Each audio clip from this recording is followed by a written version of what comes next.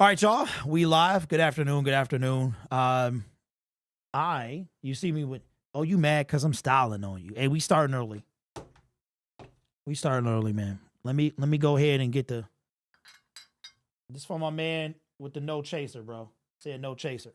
So we're gonna do no chaser. I will not bring in Dan Campbell, Jared Goff. I do not care. Hey, where we at? Oops. We do not care. I don't care. All right. Woo, that hit. Okay, let me pull up the stats as it burns down my chest. I say, oh my God. Woo, wow. Ha. All right, let me go to ESPN. We're going to bring this in. Lions, what was that song, man? Put you to bed. Lions wet the bed. You see the shades. Don't act like you don't see the shades, man. Let me pop this chat out, man. What was that song, man? Put you to bed. The Lions wet the bed. And they was like, I'm gonna wet the bed. Hey. All right. Let me bring up the ESPN Gamecast. But before I do that, listen. I'm not bringing in Dan Campbell's press conference because we do not care. I will have the phone lines open, but I don't care what he has to say when it comes to Jared Goff. We do not care. I don't care. Lions wet the bed. I mean, they just went out and instead of going to the bathroom, and I'm not trying to be nasty, y'all. I don't have the energy no more. Ravens are trailing the Rams. So, oh boy. Now we're going to talk about what a good team is and how the Lions are a good team, but they're not great. Maybe now you guys are willing to admit that. Here's what we're going to do today. This is the plan today. The plan today is to get through this entire stream without raising my voice one time. All right. That is my goal today. All righty. Let's get it started. Okay. Let me move the chat and I'm telling you, we're going to talk about it. All right. Make sure y'all can hear me. Y'all can hear me good. Y'all can hear me okay. Can everybody hear me okay? The Seahawks tied it up. Today was eye-opening. I'm so sorry that I'm about to have a stroke. I'm so frustrated with Aaron. Okay, we good? Y'all can hear me. Okay. Somebody told me yesterday to retire this soundbite, but instead I'm going to wear it out. I told you. What did I tell you? Didn't I tell you? 'Cause I told you. And when did I tell you? A long time ago. And what did I say will happen when I told you? Exactly what just happened. And what just happened is that the Lions completely wet the bed. I'm talking about no protective layer, no, fabric protector. They just all over the bed. They went out in the living room. And your mama, y'all know, for all my 80s babies, it was a room in the house you couldn't go to. Your mama dressed up the furniture. I'm talking about my grandmama had plastic on the furniture, right? Plastic. I'm like, plastic. Your mama, you know what I'm talking about. A room you couldn't set foot in. It was all dialed up, had furniture. Never were you allowed to put your behind on it, right? You know what the Lions did today? They walked out into that room that your mama got so nice, and they just over the carpet. They just all over the carpet. Did not give a care. I said I wasn't going to raise my voice. They didn't care. Nothing about it. Last outdoor game of the season. Jared Goff looked miserable. You want him to be replaced? Fine. I don't care anymore. I don't care what you want. I don't care. We have no control. Defense, again, 28 points. 28 points. That is 38. Well, it sounds like sounds like one of them. What was that? Sir Mix-a-Lot? 24, 35, 46, or whatever it was. They gave up 38. They gave up 26, right? 29 or 2 for 50. Then they give up another 28 and another 28. It's starting to sound like DJ Khaled. I made a promise to myself I wouldn't go raise my voice, and I intend to honor that promise. The Detroit Lions completely wet the bed today. What was at stake? They had an opportunity to go into next week with a division ceiling winning chance, except all over your mama's furniture. That doesn't count. Breathe, Derek. They wet the bed. Aaron Glenn, get him out of here. He has to go. I don't care anymore. I don't care what anybody has to say. Bruce Irvin on the sideline, we got to him. Justin Fields ate us up. It is what it is, bro. I'm not going to defend. The Lions are a good team. I want to be great.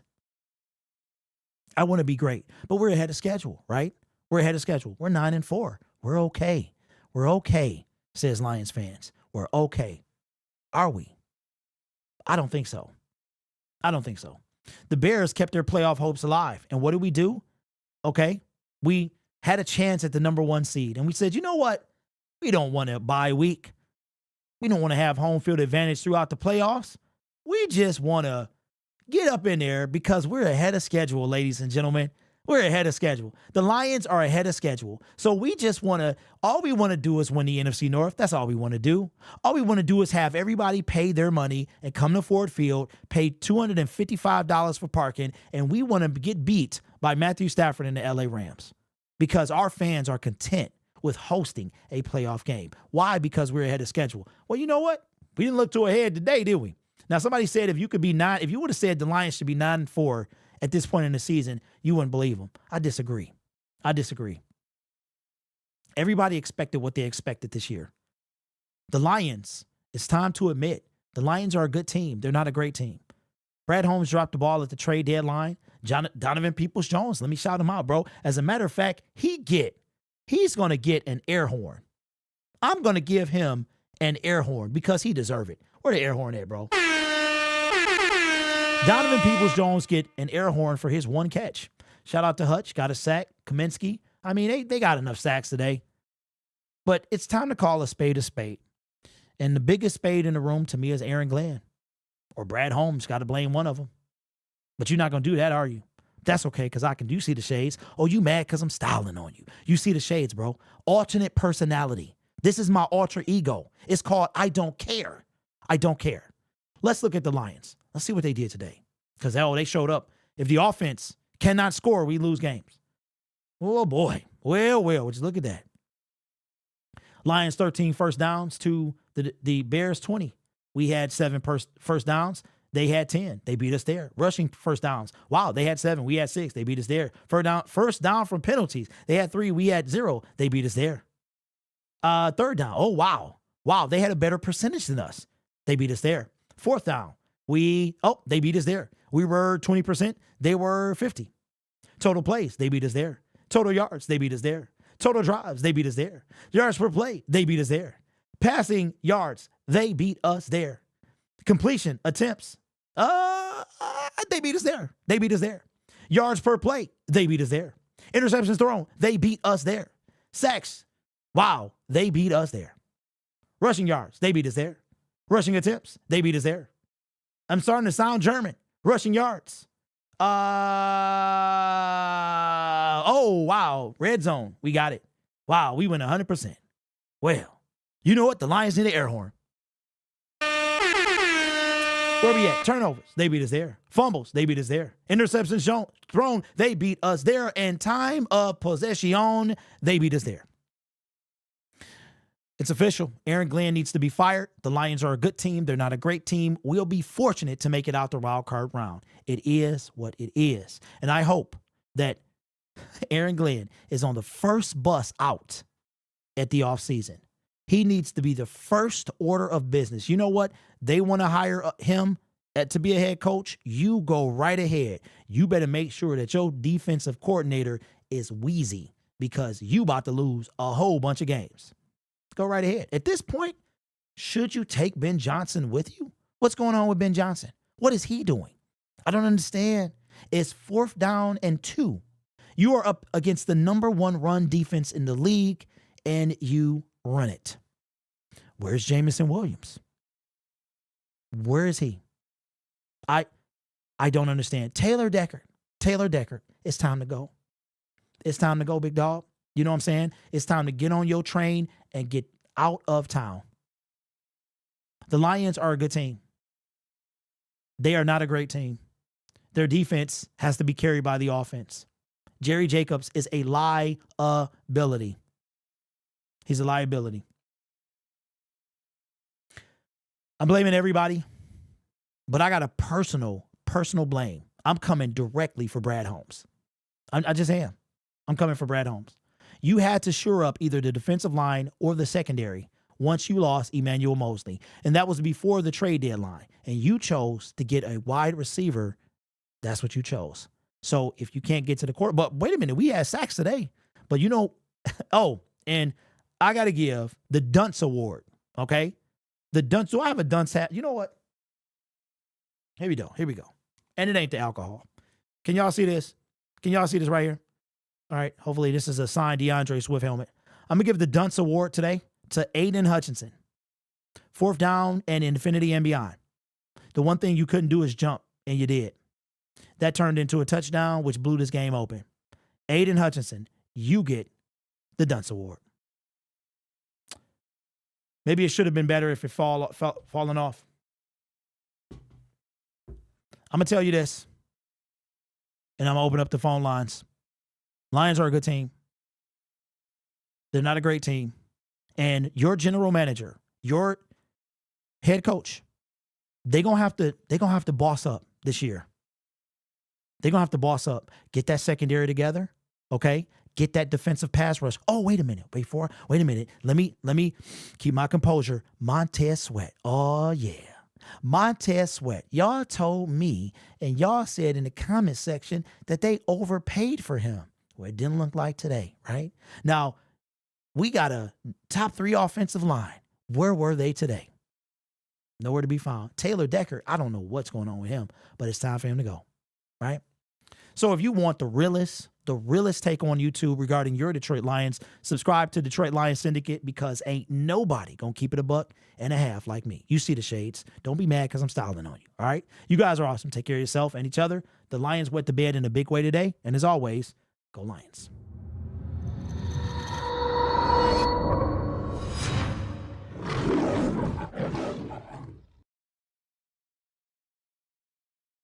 Yo, and no, this ain't the alcohol, man. I had one shot. Chill out. All right, what's up, everybody? I had a super chat. I missed it.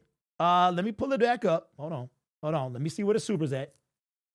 Let me see the super chat. Where we at? Viewer activity. Oh, we had a bunch of them. My bad. Okay. We got, hold on, y'all. Let me bring this up. DJ James with the dono says, get him, Derek. Tell us how you feeling. Appreciate you. Lions Fan Syndicate says, what's the number? It'll be up in a minute. And Kamal says, hold on. I hate how MCDC says we got to clean up those mistakes, and every game we have the same mistakes. Fans have the nerve to say, it's okay. We're 9-4. Relax, guys. But now we are getting mopped. Okay. So here's what we're going to do. Y'all hear me vent all the time, and I appreciate y'all. This is an outlet for everybody. Okay. I'm going to open up the phone lines, and I want you, respectfully, obviously no profanity. I would appreciate that. I know you want to cuss, but please don't do that. I'm going to give you your time. This is your time to tell me how you're feeling. All right. We got no post-game show. I don't care. I do not care about the post-game show. By the way, let's go over some scores real quick before we do that. Let's see what happened in the rest of the NFL. All right. So we're going to go to NFL. We're going to go to scores. And we are going to see exactly what the scoreboard is today. The Rams are trailing the Ravens 3-3, 28-31. With they're on the 18, so it looks like they're going to tie that game up. Niners and Seahawks are tied at this point. The Vikings and Raiders are tied at the end of the first quarter, and the Jacksonville Jaguars are losing to the Cleveland Browns with less than 4 minutes to go. Once I heard off in golf, I didn't believe how you allow a rookie to disrupt the O-line. This O-line, it's over. Their toe says, Meg, what's up, Meg? Says it's tied. Okay, so they tied it up. Game is tied. Okay. Our offensive line was probably the worst position group, and that's saying a lot. Hard to correctly name the position group. The Lions are the same as I have followed since 1959. They suck. Bruh, Brad Holmes does not need to go out. Chill, says Brandon. Well, I'm not saying he needs to get fired. They bet not to play Bridgewater. He's trash. Let Goff know he can be replaced. Derek, you need to save me. I'm starting to fall into SOL. Is that wrong? You know what, bro? I'm not going to stop you.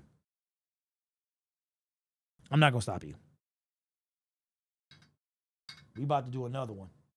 Let me take a sip before, though. And you know, I'm not, don't start with the drunk stuff. I don't get drunk, especially on camera, but I don't get drunk, period. This is a little something to have a little fun, man. Usually I can't drink because I got to go get my kid. We're going to have a little fun because the Lions went to bed today. Defense played better in my opinion. C-ball. Okay. So, C, let me ask you a question. Defense gave up 28 points last week. They gave up 28 points this week. So, you think they play better? Yeah, are y'all seriously saying put in Teddy Bridgewater? You can't be serious. You can't be serious. Brad says take a shot for me. Golf was shaky. Yes, he was. He was also outside, and that's what we get. I'm going to take a shot for you, says Darrell. Appreciate you. And Zaloni got to go. Why? How many points did the offense score in the second half? Oh, yeah, Gabe. That's another one, man. 0. Stingy with De Niro. Oh, yeah. Vulture, these the prime 21s, bro. I'm feeling some type of way. Where's J-Mo? We have a 6'2 Tyreek Hill, and he's not being used. This is getting ridiculous. Goff needs to go. Okay. We got a QB 3 times. All right, baby step. 0. Why are we actively... Okay, so Slow says, why are we acting like we have a horrible record? You know what, Slow? That's a good question. And that's a valid question. I understand. And my response to that is going to be, because the Minnesota Vikings had 11 one-score games that they won. They were 11-0. They were 12-5 in the season. What happened to them? Okay? Record doesn't really mean anything. It doesn't mean anything. It doesn't. How many good teams have you beat? And that's where we're at now. Lions fans are not going to want to hear this. So I'm going to tell you right now, a disclaimer. You don't want to hear the truth? You need to get out of here. You need to get out of here. You can't handle the truth. Because I'm going to keep it a buck. Lions, how many good teams have they beat? How many teams this year have the Lions beat with a winning record? Somebody tell me. We beat the 2-0 Falcons. We beat the 2-1 Green Bay Packers. And who else? Who else did we beat with a winning record? Golf has tiny hands. Let me ask y'all a question. Eagles was 9-8 in the playoffs and got some cold stunned by the Bucks a few years ago. I don't want that for my team. 10-21, that's about to be your team. So now, wait a minute. Now we're going to get mopped by the Rams? But I do feel some Lions fans feel better. They losing. It takes the stress away. You know what, ES, that's what we used to. We're used to being losers. We are. So I think that's why it's like, that's what we used to. Golf has to be better, but it's too late. Got to win division games. We will not win a playoff game this year. I promise you, the way we were playing. Dan was ridiculously over-aggressive again. KC, that game mattered. No, it did not. No, it did not. The Kansas City Chiefs were 0-0. That's not a winning record. Let's be real. Let's not do this. Howie, not today, bro. Not today, my man. Can't kick somebody when they down, bro. So where are we at? How many teams have we beat with a winning record this year? They had a winning record, so we beat 3. We beat the Bucks. We beat the 2-0 Falcons. We beat the 3-1 Bucks. And we beat the 2-1 Green Bay Packers. We had, out of our 9 wins, 3 of them were early in the season. They were done. We were done with winning teams by week 4. So you tell me. Central says SOL is alive and well. Rich, nah, man, you can let that out, bro. Let it be. People are entitled. You can have an opinion as long as you ain't disrespecting nobody. If you believe in SOL, I'm not here to change that. Let them fly. Lions are on fraud watch. Indeed, they are. LOL, this was supposed to be an easy half of the schedule. You know what, Schmitty? We actually have the 5th hardest schedule for playoff teams. And guess who's very much alive? The Chicago Bears. Lions had no first downs in the third quarter. They also had no points. But what they could not do is dig themselves out of a hole in the fourth quarter, which is what they've been doing. Hey, Central, SOL for some people is. It's dead. It's dead for me. I'm done with it. Because to me, SOL also includes the NFL narrative. So for me, it's done. But if you want to be SOL, I'm not here to stop you. I'm not here to change your mind. This sort of play SOL is alive and well on the team. Lions are pretty. Okay, so here's what we're going to do. I'm going to open up the phone lines, and I'm going to give the time to you. Hey, we got people waiting on the phone already, bro. I don't know if you're going to actually be there, Bruce, but we are going to open them up. And I'm going to give y'all time. Lions went to bed, and now we got to hear for the next 7 days how bad we are. And we got a potential 7-7 team coming to us? Yeah, because the Broncos are, no, they're 6-6, right? So we got they could be 6-7, right? So they're going to be trying to win that game.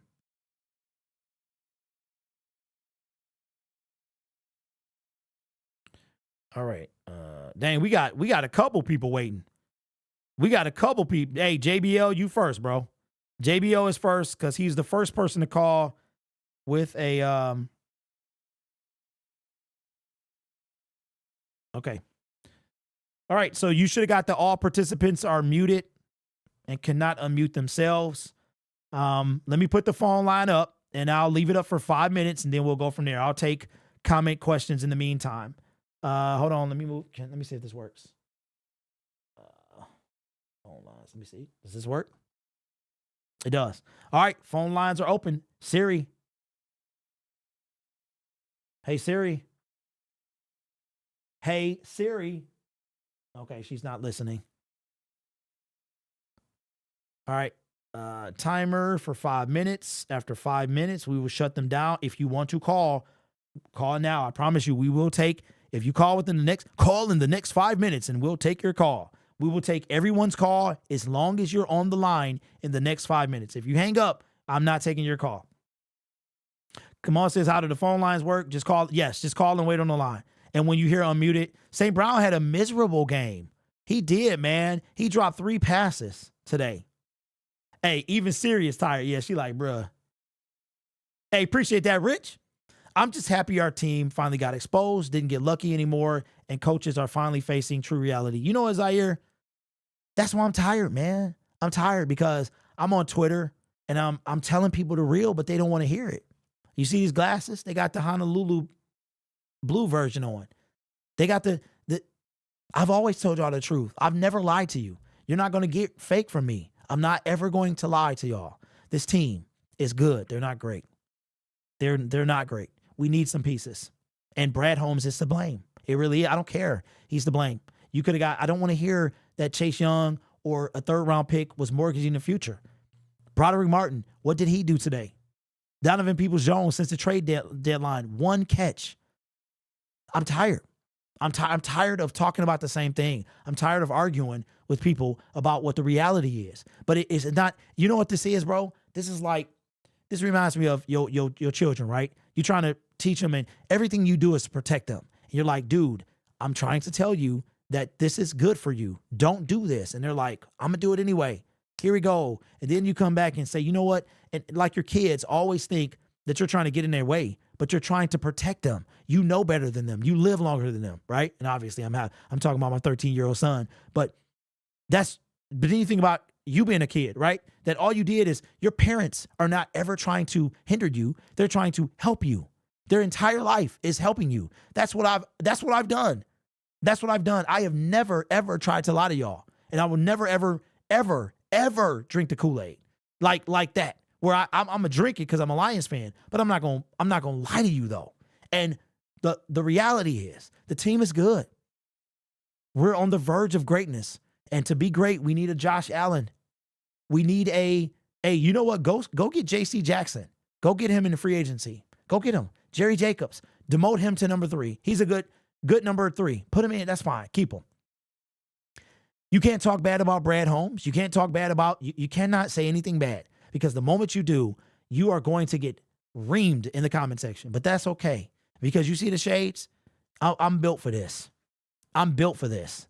And I will always tell you the truth. All right, we got 2 minutes. Golf has to go. All right, let's put a poll up. I'm no longer arguing about Jared Goff, and it's not because I don't believe in him. I'm not gonna. One thing about me, man, you might find some other Lions YouTubers that all they do is wishy-washy. I'm not that guy. I am 100% behind Goff. I'm not going to change. But if you want Goff gone, that's your business. So we got 1 minute and 30 seconds. Should the Detroit Lions... Okay, what do you want me to put? Trade? What are we putting?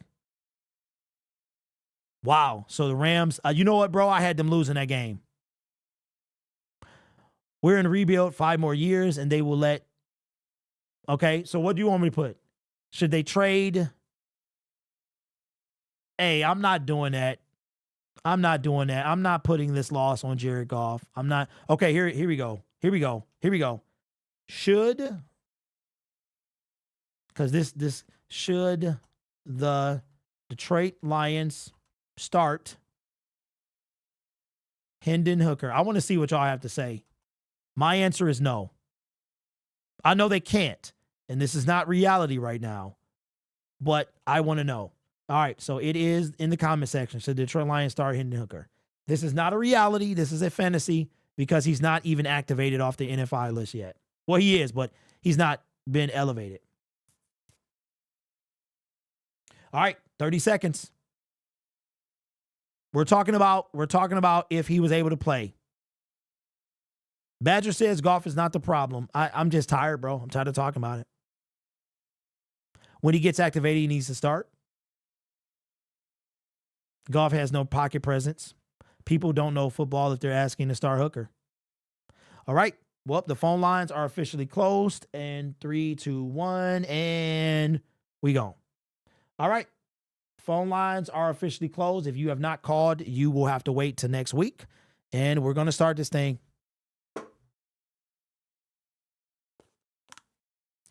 All right. So if you've called before, you know the drill. When you hear unmuted, that means I'm talking to you. The first person, oh my God, bro, this might be the most calls I've ever seen. Okay, listen. If you have called and you hang up, and if I see you pop back in, I'm going to remove you. Stay on the line, okay? Do not hang up, all right? This is how you get in. We got about 20 calls on the line. If you've called before, you will be prioritized, okay? Just a little side note. In the offseason, I'm going to start memberships, okay? And yeah, we got some good things planned for members, okay? All right, so the first person that we're going to listen to, if you've called, I see Adrian, Braylon, D. Dukes, Jaleel, and JBL, John 1021. Oh my God. All right, so if you have not called before, stay on the line so you can officially become a person that's called before. You are prioritized over everyone else. First person, because it's the first person that popped up on the line, is JBL, all right? JBL, I'm going to unmute you. The floor is yours, my brother. You don't even have to say hi. If you guys are listening, you don't even have to say hi. When you hear unmuted, just start talking. All right? JBL, we going to go live, and here we go. JBL, it's on you, bro. Say what you got to say. Hey man, what's going on, brother? Another great show. Another great show for you. I'm being sarcastic about the Lions. Bro. Yeah, man, I'm one of those SOL people, man. Not more so because this is prototypical of what a Lions team has done historically. If you're a fan of the team and you watch the team, me personally, I haven't seen anything that the Lions haven't done before. You know, I called in my rant last week. You know, I'm not nowhere near as angry, and that was after a win. So, yeah, man, this is the letdown, man. I wouldn't be surprised, bro, if we end up going. You know, I could see the possibility of us going 9-7. I hope not, but I hope that we get at least 2 out of this last, well, I guess 4, right? We get 2 out of the last 4, making it 2 out of 5. I can see that happening, being realistic, and I agree with your synopsis that we're good, but we're not great. We're not there yet, and I also lay the blame on Brad Holmes because he did not do what he was supposed to do, and by the trade deadline. I mean, just watching Montez Sweat, you know what I'm saying, get to us, man. You know, it was just an irony. I did like, you know, they did have a little bit better pass rush. You know, they schemed up, man, but we need help in that area. We need a you know, ultimately we need a pass rush, man, and we ignored that. Brad Holmes has, you know, in the draft, you know, he's gotten players, but they were hurt. You know, it seems like that seems like to be a knack of his. I'm gonna get off real quick, man. One of the things that, you know, that made me question about Brad Holmes is when they get the inside the draft, right? And and it was a moment where they had an option to pick Laporta or Deion Branch. And, you know, he went with Laporta. And I was disappointed in that because, you know, ultimately he was able to come back and get Branch. But to me, it was a glaring obvious that, you know, defense had to be addressed. Now, obviously, Laporta has turned out to be way greater than any rookie tight end in the last few, you know, years. It was a great pick, but you had the chance of him possibly not getting Deion Branch at all. And to me, that right there opened it up for me about Brad Holmes and his decision making, man. Because to me, Laporta was a luxury pick. You know, I would have went. We needed help in that secondary, and I would have went Branch over Laporta any day. And even with how Laporta turned out to be. So, you know, I'll end with that, bro. Well, listen, don't hang up yet, bro, because I just got one question for you. Last week, we won. You felt some type of way. To me, that was the highlight of the show. Where is that today? Why don't you have that today? Man, because this is the same. Because again, you know, being like I said, SOL has never left for me because I never believed in the BNL because you have to show me BNL before you can become BNL. And SOL, bro, this is the Lions. This is what it is like. This is what it is to be a Lions fan until they prove otherwise. They have always shown a semblance of okay, hey, look, we believe. That's what the Lions do as an organization. They get you to believe, oh, man, you know, because we've had good teams before. We have had good teams. To me, a person who's not a Lions fan has always thought that they were terrible. Yeah. You weren't paying attention to the team. And that lets me know for real there's a lot of bandwagon, Kool-Aid drinking people who don't know football and don't really study the game and aren't true fans. Like, I knew Dan Campbell previously played for the Lions because I used to have him on my fantasy team. You know what I mean? Like I paid attention to tight ends here. You know what I'm saying? Yeah. Going all the way back to my man. You know, who do we get from Indianapolis Colts? He was a tight end. Anyways, but I've been following the Lions since the early 2000s, like closely. So, like, I've seen this before in many different shapes and forms, and this is just another version of it. That's all, you know what I'm saying? Until they prove otherwise, until they stop doing like blowing, like, okay, you have the ability to win the division. That's not the first time this happened to us. That we've had within the last 10 years, we've had the ability to win the North, and guess what? We have flopped. Okay, JB, let me jump in real quick because I'm gonna let y'all. I'm gonna keep it a buck. I'm gonna let y'all get everything off your chest. Y'all watch my videos. You listen to me. I rant. I'm gonna let you talk as long as you want, bro. But I got a question for you. What to you undoes SOL? What do you need to see for SOL to disappear? And or the better question is it somebody in the comment section put it's a stain that you can't get out?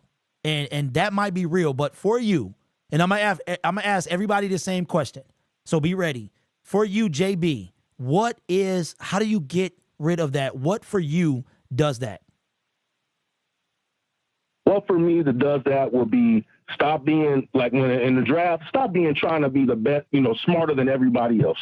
Right? Do the conventional plays, draft the defense when we need defense instead of, you know, trying to be smarter than everyone else. Do the conventional things that are conventional. Win the games you're supposed to win, beat the teams that you're not, that people don't think you're going to beat, and just become consistent, man, and a viable team that we could depend on. Hey, like for instance, I had a 5-leg parlay, and part of that parlay was Gibbs and Amon-Ra St. Brown, right? That should have been easy. That should have been easy today against a Bears team, right? You know what I mean? Yeah. And guess what? Leg is destroyed because Amon-Ra St. Brown didn't score anytime touchdown. You know what I mean? Like, we should, consistent, we have to be consistently. When we get that consistency of being a good team to great team, then it'll go away. When we're winning playoffs, when we're winning divisions that we were supposed to, we were making the layup. And there's no question that we're making the layup. That's when it'll go away. When you be like, hey, man, you could bet on the Lions in and out, and you're going to make money. You know what I mean? That's another way of just saying it. Like, you're just consistent. That's all. In good things, not in bad. The consistent has been the Lions don't let you down. Yeah. The good thing is you betting on the Lions. Yeah. When that goes away, and that's going to probably take about 5 or 10. It's going to have to take like what the New England did. New England was terrible. The Saints were terrible. You know what I mean? It's going to take that type of turnaround, and we're too early in it to be talking about we being ill. We just started. I got you, bro. I got you, man. And I hear what you're saying. So for you, I hear what you're saying, man, and I respect your opinion. I'm done. I'm done with all the arguing, and at least for now, anyway. It's gonna pop back up, bro. But I respect that, and I've never critiqued the SOLer. If you want to be there, because SOL is in your DNA. It's in your DNA, man, and you can't, just like you cannot change your DNA, bro. You might not ever be able to get this out. Let's be real. And you know what, man? If you can't, I'm not mad at you. I'm not mad. I believe in it. I believe in the NFL narrative. I'm sorry, bro. No, you good, bro. And the NFL narrative is favoring the Detroit Lions. It's starting to favor. I told y'all, man, we gonna play Stafford. That's where we gonna play. Stafford gonna be the 5th or 6th seed. I'm sorry, the 6th or 7th. We're trending number 3 right now. We're gonna have Stafford coming in. I'm a strong believer in that, and that's how that's gonna go. So that's what's giving me a little more faith as well. Is that the NFL narrative is starting to change in our favor. Today was on full display the other way. Today was an SOL game. It really was, from the play calls and everything else. But I'm tired, JB. I'm tired about the same thing. Every team loses if the refs are involved. They do. They lose. And you have to be better. Look at the Chiefs. Look at the Chiefs, bro. Got robbed. Okay, you're going to lose games if you leave it in their hand. And that's why I've been saying for years, we have to dominate. We got to be the Niners. And that's why Brad Holmes failed, man. He failed, bro. And this year, I don't want to hear nothing. Josh Allen, go get him. The draft, go get him. Get some dogs on this team. I don't want to hear about year 4 of a rebuild. I don't want to hear it, JB. I don't, bro. Man. I feel you, bro. And for me, I mean, I'm an evidence-based person, bro. And so, yeah, if it changes, it changes. But you got to prove it to me. You know what I mean? I believe in evidence, and the evidence isn't there. So when the evidence becomes irrelevant, I mean, it becomes evident, and it becomes something that's reliable over a certain sample size. Then you have to go with what the evidence is. Yeah. But until then, what I'm saying is that we have turned the corner. You know what I mean? I feel we're going up, but we can just as easily go down as we can go up. So, like you said, until we're dominating teams, we're doing the things that good to great teams do on the regular. Like you brought up, hey, you know what I'm saying? Look at all the the teams that we beat that had good records. That has been the Lions the whole time. That was Stafford's whole thing. He was always great against teams that had losing records, but ones that didn't, he couldn't. That's not what has changed. That's my thing about it. Until the evidence proves otherwise, you're that. Yeah. Danny Green said, you are who we think you are. You know what I mean? So that's, I know a lot of people want to call, and I took a lot of you good, bro. Time. You good, man, because you needed to. Yeah. This is why this show exists, bro. In real talk, this is why this show, because no other show in Detroit market is giving you this type of time. And it's all about y'all, bro. So I appreciate you. I'm going to holler at you, man. It's been a busy week. If we still on for week 18, I'm still on, bro. Yes, we are. Okay. All right. I'm going to holler at you. 100%, man. Yeah, I'm going to holler at you right after I'm done with this, bro. Appreciate you, JB. Hang in there, man. Yep. Yes, sir. Yep. All right. Yep. Will do. Yep. All right, man. Shout out to all y'all, bro. Okay, Braylon, I see you next. 1021. I'm going to do Braylon, 1021, John, Dukes, Jaleel, Adrian. All right, I'm gonna try to remember that order. If you are on the line and haven't called, okay. So I'm, I'm sorry, y'all. This is a vent show, so I'm gonna let you do whatever you want. So, okay, Braylon, I'm about to unmute and just talk, and when you're done, man, we'll move on. All right, okay. Here we go. What's up, B? Hey, how you doing? I'm all right, man. How are you? Could be better. hey, that's facts, man. What you got to say, bro? My mother's cooking, so that kind of helped out. Makes me feel a little bit better. Shout out to moms, man. What you got to say, bro? First thing first.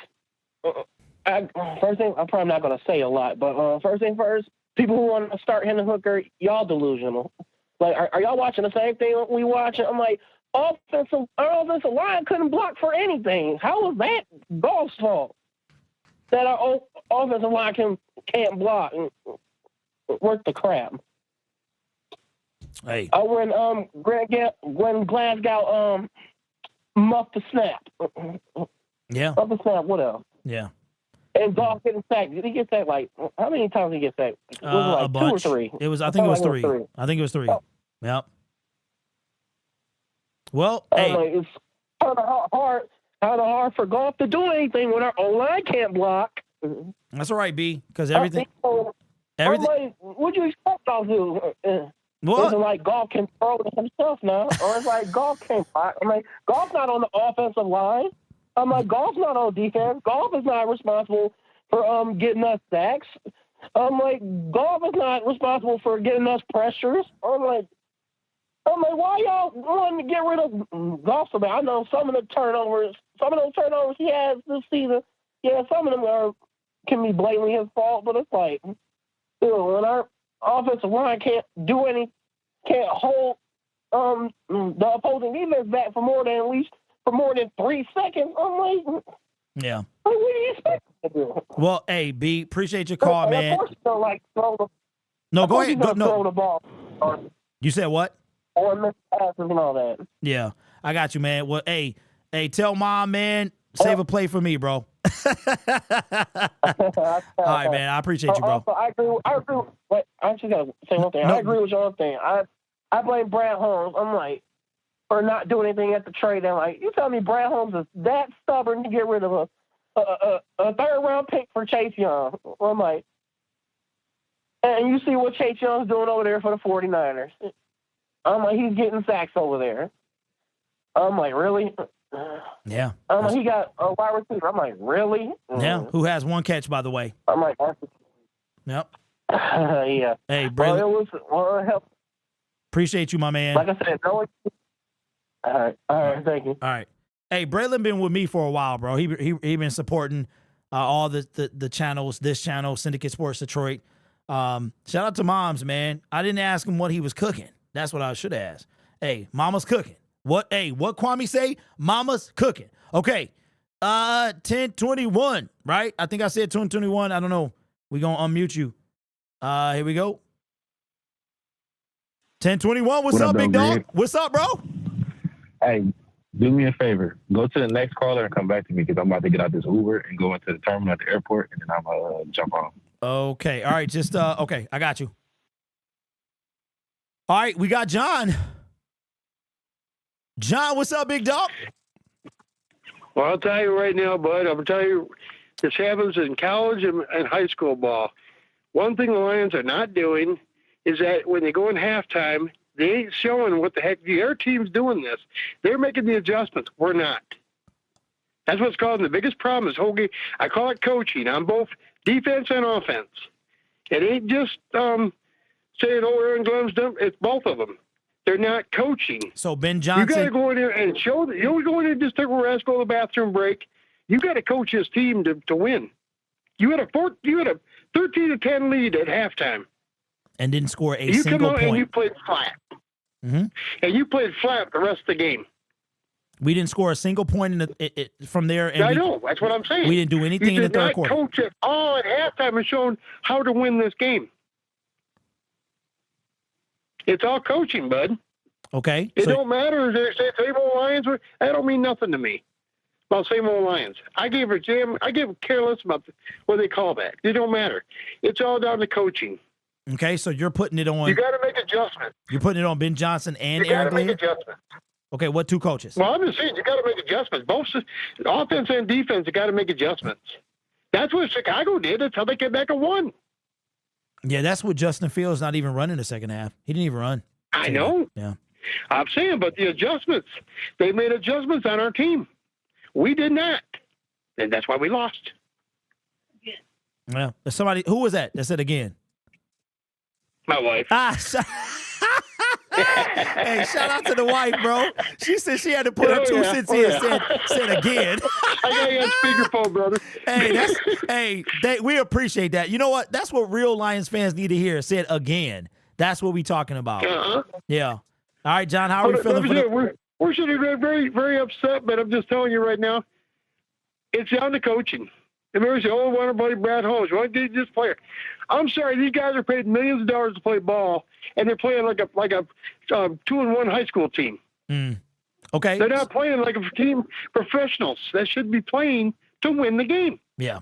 We got some trouble, man. Lions are you're right. Yeah. If they got, you're right. Until they start coaching, nothing's going to change. Yeah, I agree. All right, John. Well, I'll tell you one thing before I go, brother. Yeah. I appreciate everything you do. I think you're awesome. You're probably the best guy I listen to on YouTube. So you keep up the good work, and you have a good day. Thank you, sir. I appreciate you. Shout out to the wife as well. I will, bud. Have a good one, sir. Speakerphone. All right. Yep. Hey, I love it. I love it, man. And that's what we strive to do, man. We try to have a channel that everybody can watch. Kids, wives, families. I know I get out of it sometimes, but that's just passion. Appreciate you, John, as usual, man. And John's wife as well. Okay. All right. So here's what I'll do, 1021. I'll go through the people that have called, and you'll be the fourth, man. So let me see. Jaleel, here you go, man. It's on you. And we're going to go live in 3, 2, 1. What's up, Jay? What's good with you, bro? What's going on? What's so, up? not going to stay too long. Okay. Basically, the fans are very exuberant, let's be real. And having watched this team for decades, I understand now that we're literally in playoff mode as fans, thinking about, wow, they're 9-3 and things of that nature. But in reality, they don't have that killer instinct right now. And that's why we're still teeter-tottering, is it SOL or not? It's not exactly SOL. We'll say it's like 50% SOL. There's no way a perennial playoff team don't go in here and get this divisional win. But like how Sue had that killer dog instinct where after the game, he don't even really want to fellowship. He's just going to go straight to the locker room. They lack that. Because it's almost like a lot, and then even think about it, like a lot of them are, I'm thinking of it on a different scale. Like that energy is not there the way the fans' energy is there. We've been waiting for it for a long time. I think they've been hearing a lot of good stuff about themselves. Like they haven't done this since 1962. Laporta got all these different accolades, and it's affecting their killer instinct. And then Dan being a player's coach, he don't know how to make it more uncomfortable when they're doing good. So that's why they always say he's good in comeback games. But the thing is, why do you have to come back in the first place? Certain perennial teams, they're going to beat the games that they're supposed to beat. Now, upsets happen. Let's be honest. This is the NFL. But they don't have that true alpha dog killer instinct right now where they're damn near in playoff mode. They still got that, we're getting paid millions and it's okay. We got a good record and we'll be okay. But when you look at it, they haven't beat these great teams. So in the playoffs, we looking a little, could be a Minnesota situation. But yeah, I think that's what I'm wrapping up with that. And the last thing, even think about this. Saint has a brother that played for the Bears. Will has a brother that plays for the Bears. To my knowledge, he's still there. Yeah, he just got drafted. These guys are actually friends and brothers, man. They're not as stunned or hurt that the Chicago won the game. Probably like, oh yeah, they played a good game. No, they just wanted it more than you guys. You guys have got a little bit fat and content off the accolades, but they need to understand, hey, between the lines, all these games are serious. You know what I'm saying? That's how we're thinking as fans, because we've been waiting for the Super Bowl type team for a long time. And we're just trying to see are they, who they are. And they on fraud alert 50%. I was 50%, 60-40. They going to get it together, but that was pathetic, man. Let's be honest. It's from a football standpoint, but I don't think they locked in right now with that killer instinct. I think you're right. And I appreciate you as usual, man. And we'll see you next week, bro. All right. Yes, sir. Hey, appreciate all the callers, man. Like I said, this is y'all time. I'm done. Okay, we got Adrian, then we got D Dukes, and then we got 1021. Adrian, I'm about to unmute you, bro. What's up, A? What's up, man? What's up? What's up? What's going on? I just want to start off by saying this goes deeper than golf right now. I want to talk about a couple things, actually, but Brad Holmes mainly. He made a couple mistakes. I feel like with this fan base, you can't talk about Brad Holmes without immediately getting shot down. It's like he's like Jesus Christ. Like he's human. He makes bro, mistakes. like Black Jesus. He Black Jesus, bro. That's what it is. I've been saying that. Bro. Go ahead. But okay, first mistake. 12 overall, 2022 draft, we take Jameer. Okay, I'll get over that. We should have took Jalen Carter. Okay, I get over it. I like Jameer. Second mistake, trade deadline come around.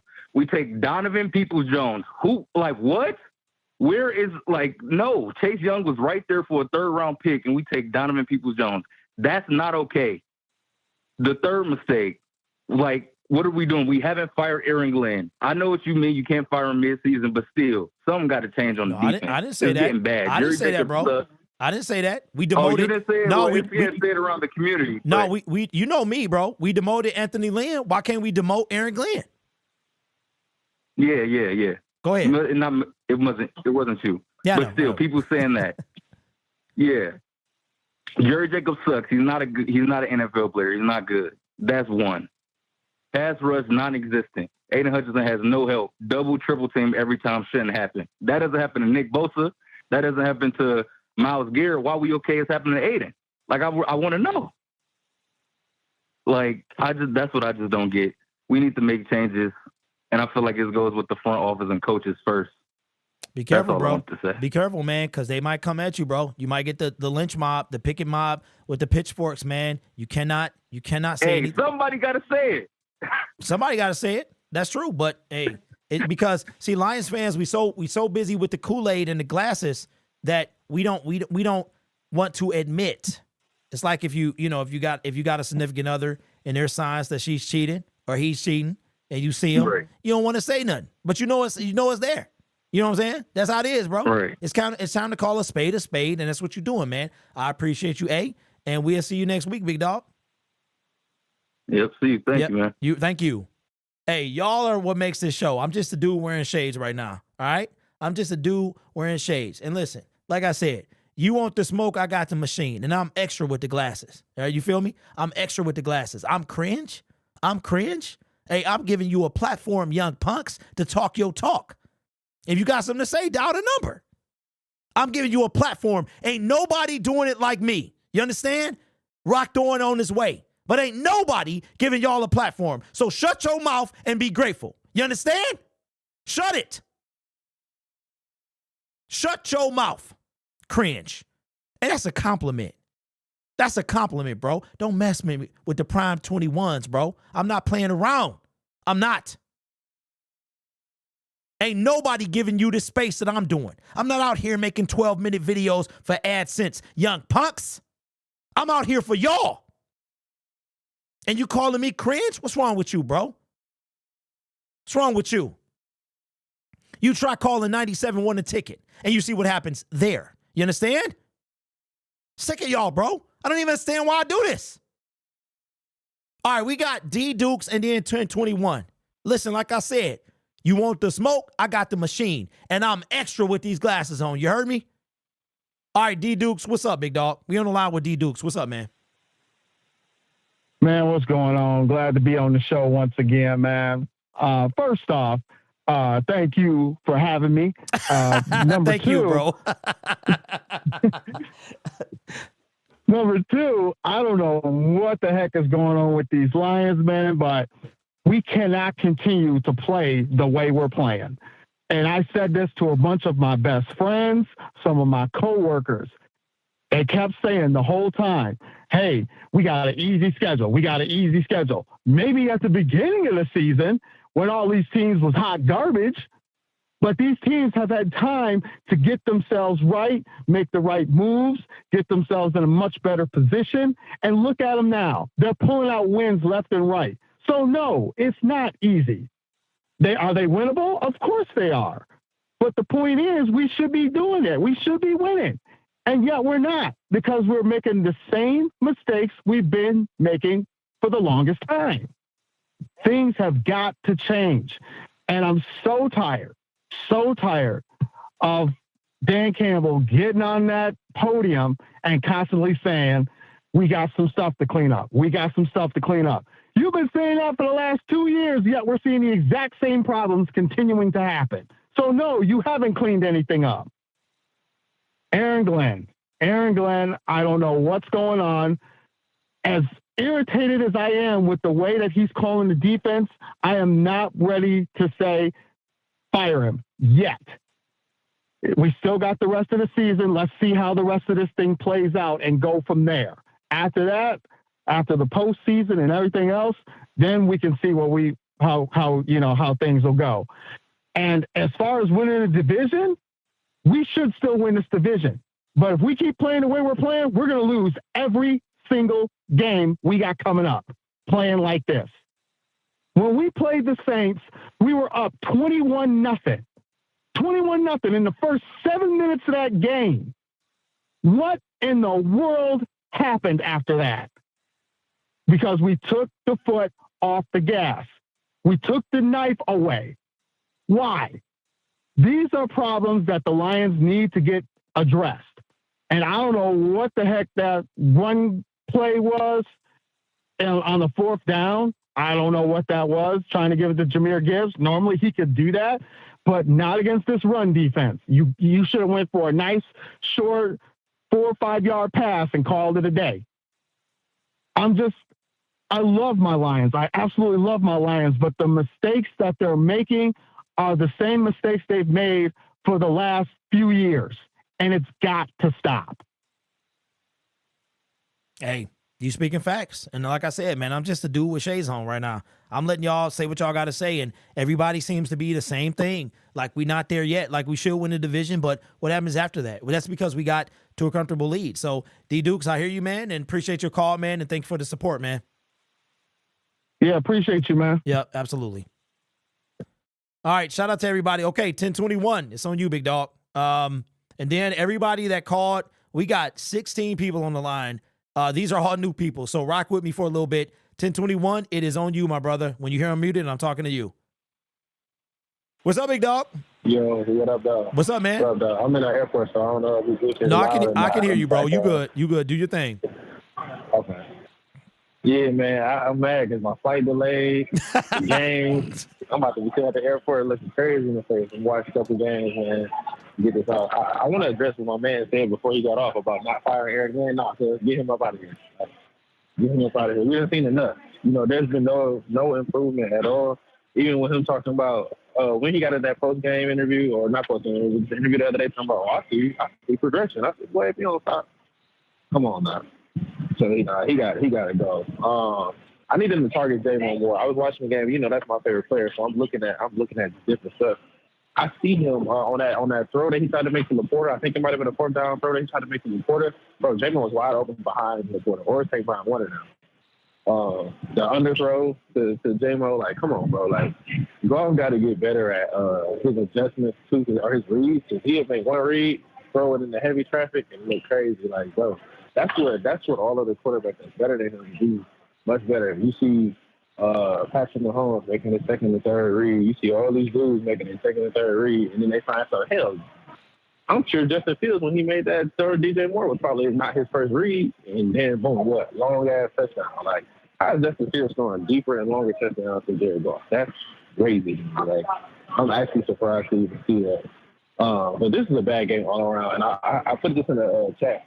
Jerry Jacobs followed me on Twitter, so I can't really. I don't want to go too hard on him. He gotta go. He gotta go, bro. I'm sorry, that boy is buns. And then why? I don't know I guess this is obviously the defensive coordinator's call or the head coach call. But why is Cam Sutton not always on wide receiver one? Like Cam Sutton usually have it on lock in the corner somewhere. They got Jerry Jacobs' little ass on DJ Moore. They had him on DK Metcalf. Like they got all this nigga on everybody that he should be on. Got this dude on everybody that he shouldn't be on. And he getting cooked, smoked, and burnt every time. Like he's hibachi out there every time. He remind me of Okuda. That's my Okuda nickname. Me and my homeboy call him hibachi. He look like hibachi out there. Getting stir fried, dog. This is ridiculous. And then as far as the hooker stuff goes, I think next year I'll hope we use him in the same way that the Saints use Taysom Hill, like to slide him in there. If we're gonna keep Goff to have if they're gonna keep Goff, then they're not gonna start him obviously. If the Bears put him on too, I'm about to leave there. But if they're not gonna start him, obviously they're not gonna start him. They should have him come in and run because Goff is not mobile, bro. He get in that pocket and he gets stuck and gets crumbled every time. So. That's my thoughts, man. But they need to target my boy Jalen, man. He'd be open downfield. Every time you get a good target like that, he scores. Literally every game that he get the ball like that. So I don't know why they don't go away. Why do they go away from that? They need to scheme him more. And I'm surprised. This is my first time seeing St. Brown have a terrible fucking game. So shout out to St. Brown. But yeah, it was a bad game around. Brad Holmes blew it, traded for Donovan Peoples-Jones. So we need to get some defense together. But like I said on Twitter.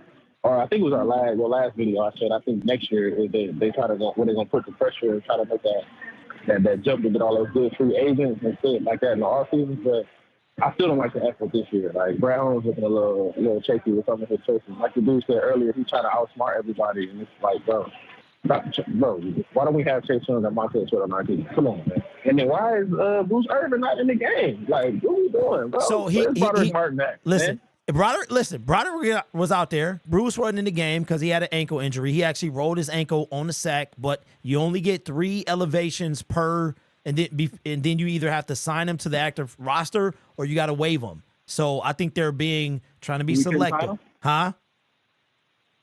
You couldn't sign him? You could, but you could, but right now they got to cut somebody. So that's probably what they're trying to see today. Like, you feel me? Yeah, I feel you, bro. I feel you, man. Well, anyway, man, I hope you had a good time in the DR. Work on the shirts when you get back, bro, and we holla. Oh, man, if we win the North at this point. No. We win in the North, Brad. We winning, bro. Have a safe flight, my brother. Yeah. For sure, I appreciate it. I'm gonna keep tuning in for the show, man. All right, keep man. doing your thing, man. Don't let nobody Hey, you know nobody mess with me, especially with the glasses, bro. I'm goated. I'm undefeated, bro. You got the hater blocker, bro. For sure. All right, bro. Safe flight, man. All right, 1021. He was dropping a little profanity, man. And I let it slide because y'all emotional right now, so I let it slide. But try to clean it up. We like a family show, man. We got the kids watching. You know what I'm saying? We got somebody's wife watching. We got the grandparents watching. But shout out to 1021. Let the emotions through, man. I appreciate it. All right, we're gonna take a little halftime break real quick. Your boy got to hit the toilet, so I'll be right back. Give me about 2 minutes. I'll be right back.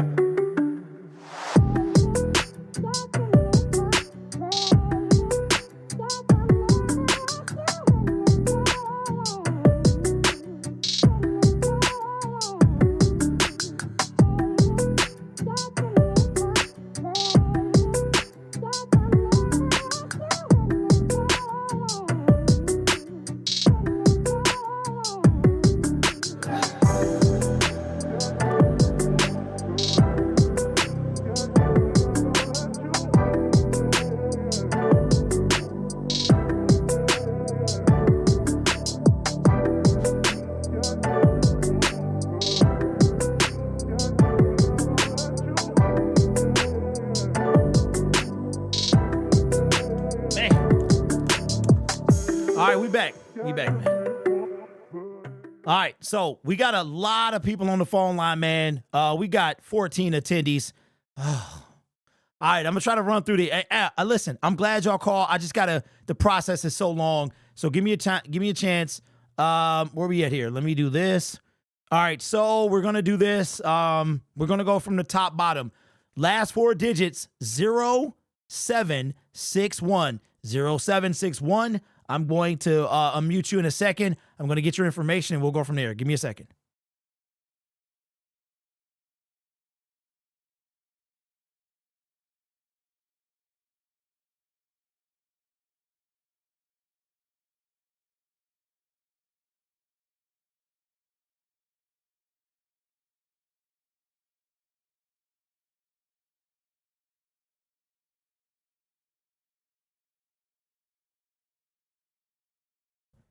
All right, we got a new caller on the line, Cam S in the building. What's up, bro?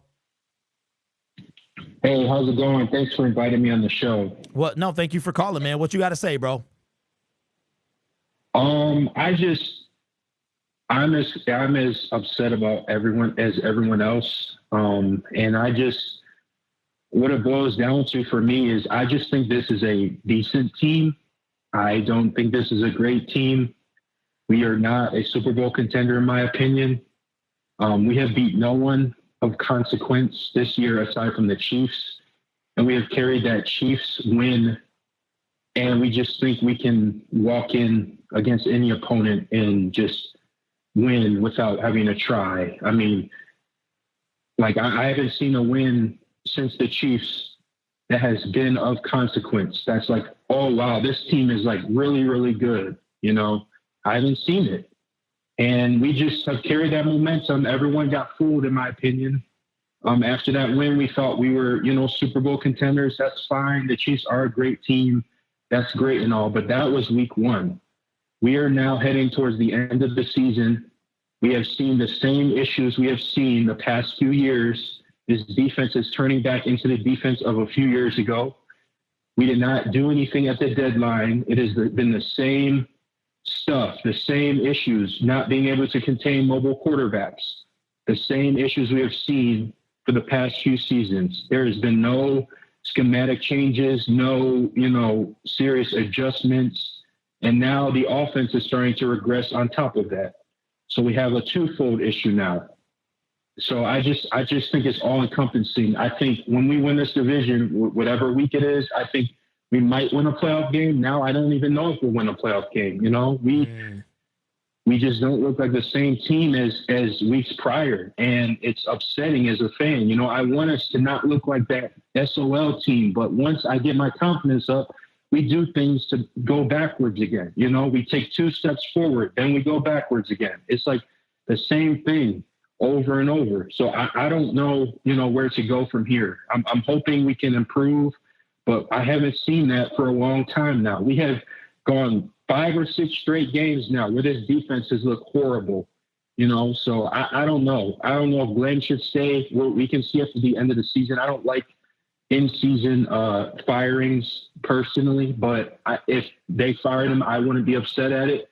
But all I can say is I'm just hoping it gets better because this looks like the same team from a few years ago to me. So I don't know. Well, Cam, I appreciate you calling, man, and staying on the line. And I got you in. So next time when you call, you won't have to wait as long because I take all the people that have called before. I take them first. So, man, we got you in the system, bro. I appreciate you, man. All right. Thanks. Take care now. Thank you.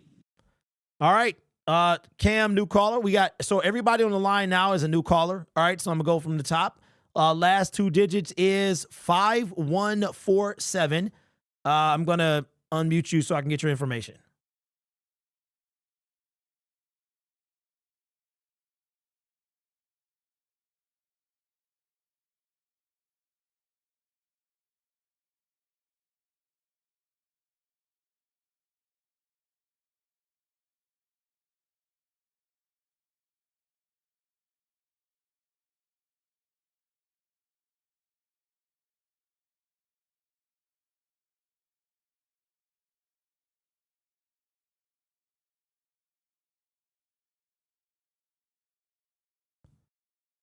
All right, we are on the line with John, first-time caller. How you doing, buddy? Good, Derek. How you doing? I could have been better, man, if we were 10-3, but instead we're 9-4. How are you, man? Good. Like you, I'd be a lot better if we were 10-3. So, I'm calling I heard you got very, very agitated during the game today, and And you said that, you think about giving up your channel. Don't do that, man. There is no other channels out there like yours. There is no other channels out there like yours. And you say it the way that it is. Yeah, appreciate you, man. You speak the truth. You speak the truth. Thank you. I appreciate it. And I've been a Lions fan. I'm 64 years old. I've been a Lions fan for, I don't know, since the early 70s when I was a kid, playing football at high school and in middle school. Born and Port here in Michigan. And no longer live in Michigan, live now in Indiana, but I've never left being a Lions fan. And an SOL, I'm not an SOL fan. I'm a Lions fan. I played football in high school. We were winners. Played for Port Huron Northern. We were winners. We did not win a state championship, but we were winners. And I'm waiting for the Lions to win. Win the North, win the conference, and win a Super Bowl. And that's up to them. That's on them. And when we were 5-1 and had a chance, and we've seen, and I've been preaching, making comments on the call for a long time. You win and lose a game at the line of scrimmage, both sides of the ball. We've been taping together and stringing along an offensive line for 2 years. And we haven't addressed those issues. Brad tried in year 1 and year 2 and bringing in some players for the defensive line, but those players haven't added up. And when we were 5-1, we had a chance to do some trades because we all seen flashes of a team that really could be something special, but had some weaknesses. And I've been calling those weaknesses out, just as you have done. But it just seems nobody wants to pay attention to it. It's gotten you frustrated. It's got a lot of us frustrated because I'm playing now. Next year is next year. There's opportunities here this year. And it's not to win the North. It's not to win the conference. It's to win a Super Bowl. And Brad failed. Bringing in the wide receiver. Donovan Peoples. Can't think of his name. That's a decision and a take by desperation. We had our chance and we blew it. And I don't understand for what. Because now is the moment. It's not next year. So, hey, don't give up, man. And these people that are getting underneath your skin, just let it roll, man. Let it roll. Just keep moving along. Thanks, man. I appreciate it. Like your channel. Your channel's growing like crazy. I want to see a Super Bowl come, and they need to smarten up here. And there's a lot of blame. Dan's got some blame. Both sides of the ball, the coordinators have blames, and the players have blame. So I don't understand this third quarter jinx. That to me, one of the other calls really piled on to the coordinators and to Dan that they weren't getting these teams prepared. I agree wholeheartedly. This third quarter jinx not coming out hot and super fired up and ready to go, that's on Dan. So I don't know. We need to grow. We need to get some more players that are that have the heart, the buy-in, the team culture, all that stuff that Dan's going for. And I believe that. You've got to have it, but you also have to have the talent. And our defensive line didn't have it. Our offensive line did have it, but we've strung along for a long time, and now we're seeing the effects of that now. So we've got some really skilled players around the perimeter, so on the offensive side of the ball. So let's not keep fumbling the ball here until those players now have moved on or went past their primes, like Barry did. And so that's all I got to say, man. I appreciate Don't you, give man. up. Keep plugging along. Thanks, man. Yeah. Thank you. Thank you. All right. Have a good one. Hey, shout out to John, bro. I need to bring some tissue to I got the shades on, Brand, but the tears are still there, bro. I could hear in John's voice, 64. My mom is a little bit older than that. I'm 44. I could hear the pain And it kind of feels like Kansas City all over again. Like feeling of winning was just it was unmatched. Leaving Arrowhead with all them dejected Chiefs fans, the arrogance, the smugness from their teams, and hearing John, who's got 20 years on me, right? So just had to see it longer than me. And every time we get there, and that's why I be trying to tell y'all, like, this is deeper than the 9-4 football team. So, yeah, appreciate you, John, for supporting the channel. And, yeah, I'm just saying, like, sometimes it's tough because I'm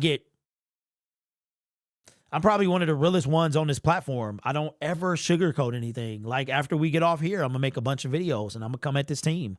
And, you know, people don't want to hear that, but I appreciate you, John, and everybody else, man. So, all right. And I guess this is why we love the game, because it really does do you like that. All right. So, last 4 digits, 0758. I'm going to unmute you now and get your information. Just stay on the line, y'all. I'm taking everybody's call. If you called, I'm taking your call.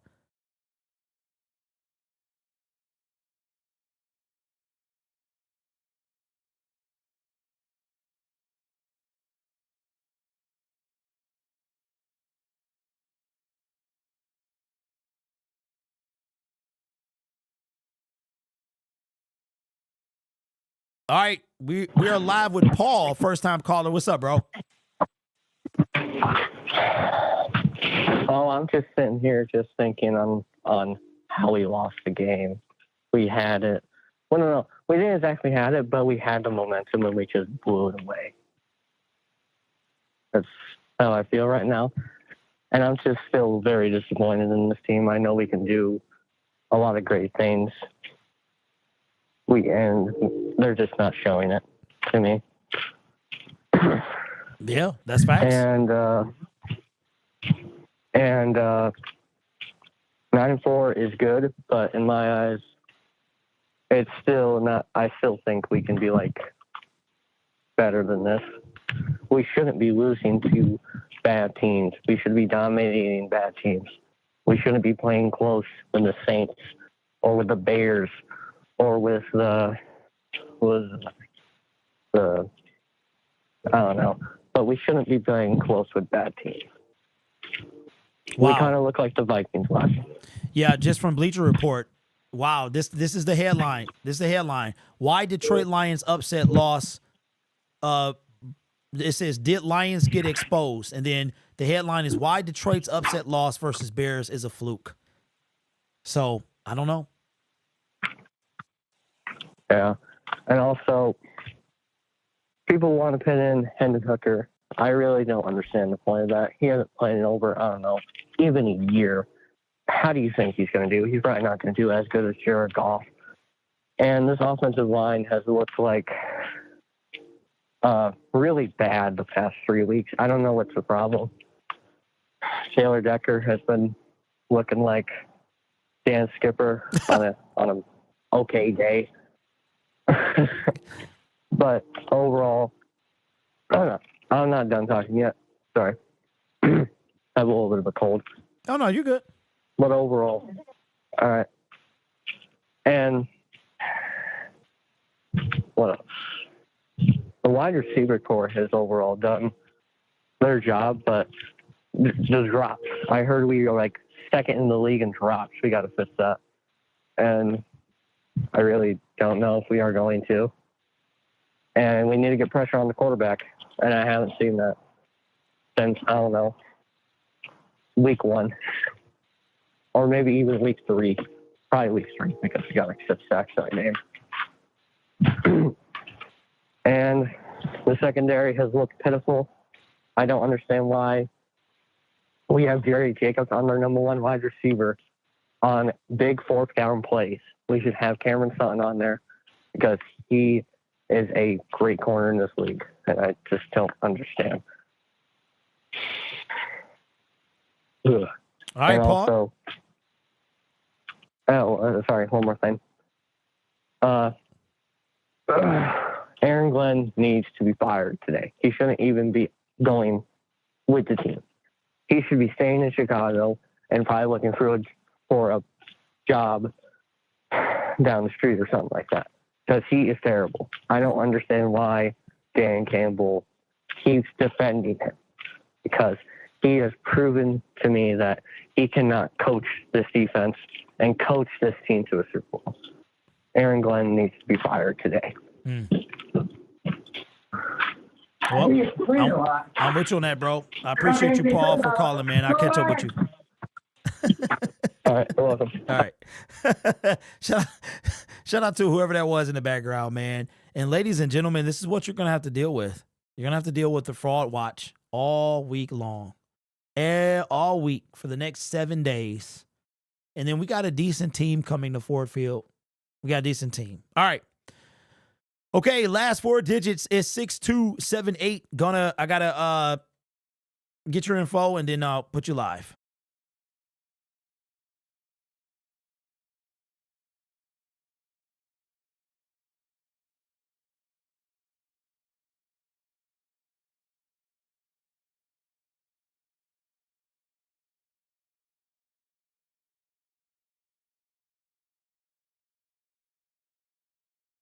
Okay. We on the line with Bruce. What's up? What's up, Bruce? Not much, Derek. You doing okay? I'm doing better, man. I'm doing better. I'm just ready to get, back in the win column. It kind of sucks. Yeah, but how are you? Well, I'm okay right now, but it was a horrible day. Horrible day. Now, listen, I have been telling my friends way back in March, before the draft in April, we need defense. I was talking the same thing, just like you were saying. We didn't need offense. Our offense was okay. Everybody on there okay. I think Brad Holmes, he didn't do what he's supposed to. Like last year, we needed defensive and defensive tackle. You had 2 first-round picks and didn't do that. I think it was wasted. I know Jahmyr Gibbs, he's good. Don't get me wrong. But we didn't need him at that time. We needed defense. And I think I hold Brad Holmes responsible for this. He needs to go, along with Aaron Glenn. But like you said, you got so much to work with. So I don't fault Aaron Glenn for that a little bit, but it's Brad Holmes. I fault him. He cheap. He don't want to spend no money. He didn't go out there and at the trade line to get anybody, trading deadline to get anybody. Yeah, he come back with Donovan People-Jones. We didn't need him. And then go back and get Bruce Irvin. We don't need him. I mean, he waited right to the last minute to get some. He know how this team was. He messed this team up. And I don't think personally that they're going to win another game with this defense they got. Because going down the stretch, you got to have defense going into the playoffs. And you're certainly not going to win a game in the playoffs. Good teams, and it's just like what you said, good teams get good players. And what Brad Holmes do, he always going to somebody practice squad, getting somebody who's hurt or injured and bringing them onto the team. But he thinks he's so brilliant, smart. Everybody says, I trust Brad Holmes. I trust him. I don't trust him. I didn't trust him when he did Jamal Williams that way. He said he was going to take care of him. Didn't do it. So why would I trust him? I don't believe nothing he say. He messed this team. He set them up for failure. He knew they need a defensive line. They needed a secondary. He didn't try to go out and get Jalen Ramsey. I think they got them for a 4th round pick, right? I think it was something like that. It was, yeah. But I think he did. I think Bruce, I think he did try. That's what the rumors were, but we can't confirm those though. So he did not try. He did not try. You get these other teams like San Francisco, Philadelphia. Mm-hmm. They go out there and they get these players. They go out here and get Pro Bowl players. He go out here and get average to below average people. And just like I always say, you're using a Band-Aid to cover up stuff. It's a patch. a bridge to try to get over. Don't want to spend nothing. You got to spend money if you want a good somebody good to play for you. You got to spend some money, and they don't believe in spending nothing. That's why they're in the position they're in now. Well, we're gonna see. We're gonna see. This is gonna be his biggest free agency and his biggest draft. I think this is the defining moment for Brad Holmes. He will have the most money he's had, and if he dropped the ball, okay, let me ask you this. Yeah. Let me ask you this. Do you think he's going to actually do something? Everybody thought he was going to try to get a defensive end or defensive tackle, whatever. You actually think Brad Holmes going to do? He don't listen to nobody. He think he's so brilliant and think he could do things. I think he's not a GM. He's a scout. He looks at good players. He don't get me wrong. He can see good players. No. But he's not. He don't work as a GM. Wait. You speaking facts. I mean, that's what he was. I mean, listen, Bruce, people don't like to hear that. And they don't like to hear that. I'm actually glad you're saying that. And you're entitled to feel the way that you feel, but you're right. He was a scout, and he has missed on some picks, and he's got to change that. Expectations will be higher next season, and he's got to help us meet those expectations. And I don't disagree with anything you said. Well, maybe firing him or he got to go. That might be the only thing that I don't quite agree with. But everything else, man, I think that you are right on the nose. And so your question was, do I think that he's going to do something? I don't know. I know his hands have been tied. And I know this is the year. The free agency class is the best it's been since he's taken over. He will have the most money that he's had since he's taken over. No more trading up for Broderick Martin. None of that stuff. Get some dogs on this team. This is your opportunity. Won't do it. And I guarantee you, I'll guarantee you, and I will talk with you again. I guarantee you he won't do it. I guarantee you he will not do it. You're going to be mad. And remember, you heard it from me first. No. Hey, I'm not going to forget. I'm not going to forget, bro. I'm not going to forget, and I believe you. I would have got Louis Riddick. Ooh, hey, you bring in some fire, bro, because I know he interviewed here. He did interview here. Yeah, he did. Yeah. Yeah. Wow. Okay, Bruce. That's what I would have got. Well, listen, man, you sound like you got to take care of the baby, and we got some callers on the line, man. I appreciate you, bro. Okay. Thank you for calling, my man. Okay. All right. Thanks a lot. Yeah, thank you. Hey, shout out to Bruce, man. And listen, y'all can say, if you got an opinion, say it. Because this is for y'all. This is for y'all. I'm not going to shoot down your opinion.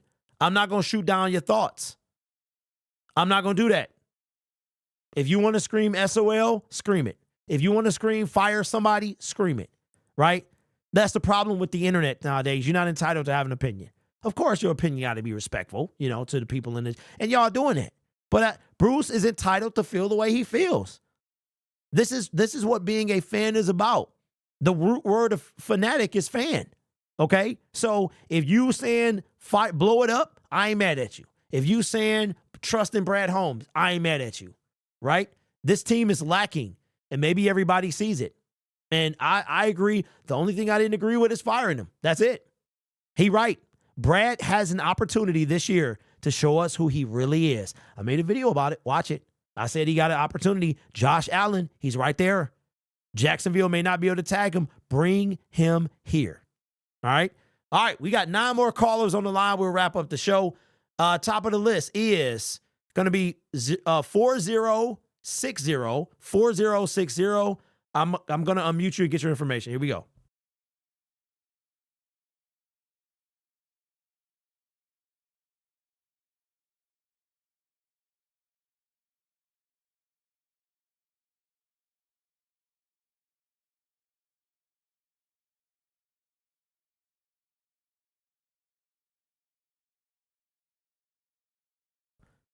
All right, 3, 2, 1. We on the line with Self-Made. What's up, man? First time caller. What's up, bro? What's going on, man? Y'all been trying to get in for the, beginning of the season, but you be having a lot of callers. Be busy. Well, you here now, man. Let us know. Yeah, man. Them Lions, they crazy, man. I mean, beginning of the season we was looking good. Our defense falling off. I ain't gonna lie, man. I ain't the biggest golf fan, but to the people saying we gotta sit golf, it's too late to sit him now. He already got us this far. You gotta start. You gotta keep him going. He got us this far. You gotta keep him going. We can't put Hendon Hooker in at the end of the season, and then we gonna be like, "Dang, we should have kept golf in." But I mean, I ain't, like I said, I ain't the biggest golf fan. I like that we got Hendon Hooker, and he pushed up to the practice squad. I mean, not practice squad, elevated from from his injury. Yeah. And they got him practicing and stuff like that. But yeah, man, we can't. Yeah, we gotta let golf just do his thing. Keep him playing. If he get too, we still got Bridgewater. We can't put Hendon Hooker in, then he just coming off his ACL, end of the season. What if he get hurt again? Next year we gonna be messed up. So you saying more of a future thing? You saying like more of a future situation with Hooker? Like, okay, ride out this year. And so let me ask you this, Self. Are you expecting a QB competition next year? Oh yeah, next year for sure. Yeah, next year for sure. Yeah. Wow. Okay. Yeah. Like, but between Hendon Hooker and golf, if whatever we do with golf, obviously he probably gonna still be here next year. But yeah, I'm looking for it. For Hendon Hooker probably to be the future, man. Because like I say, golf he going downhill just a little bit. I ain't the biggest golf fan, but you still got to keep him in this season. You still got to keep him in. He got us this far. We 9-4. We ain't been 9-4 in a long time. Yeah. But yeah, we got to keep him in, let him ride us to the playoffs. Because I mean, like I say, if you start Hendon Hooker coming off injury for going into the playoffs, then we against these teams like Broncos. I see people talk about starting against Broncos next week. Broncos defense look like top 5 right now. Hey, look, Hendon Hooker is he hasn't. I mean, he's barely practiced. But right. he could start. He very well could. So that is a possibility. That's crazy. We shall see, man. But hey, Self, I appreciate you, homie.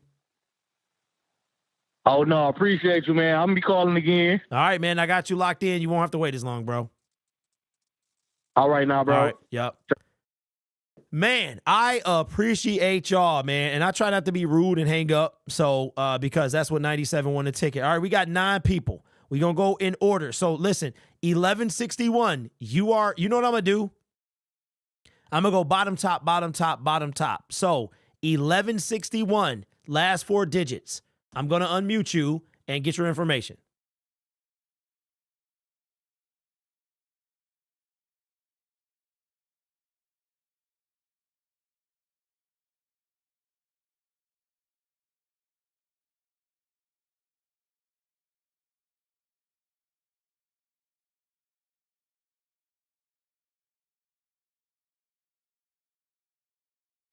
All right, yo, we on the line with Fresh and Fly, a supporter of the channel, but a first-time caller. What's up, my man?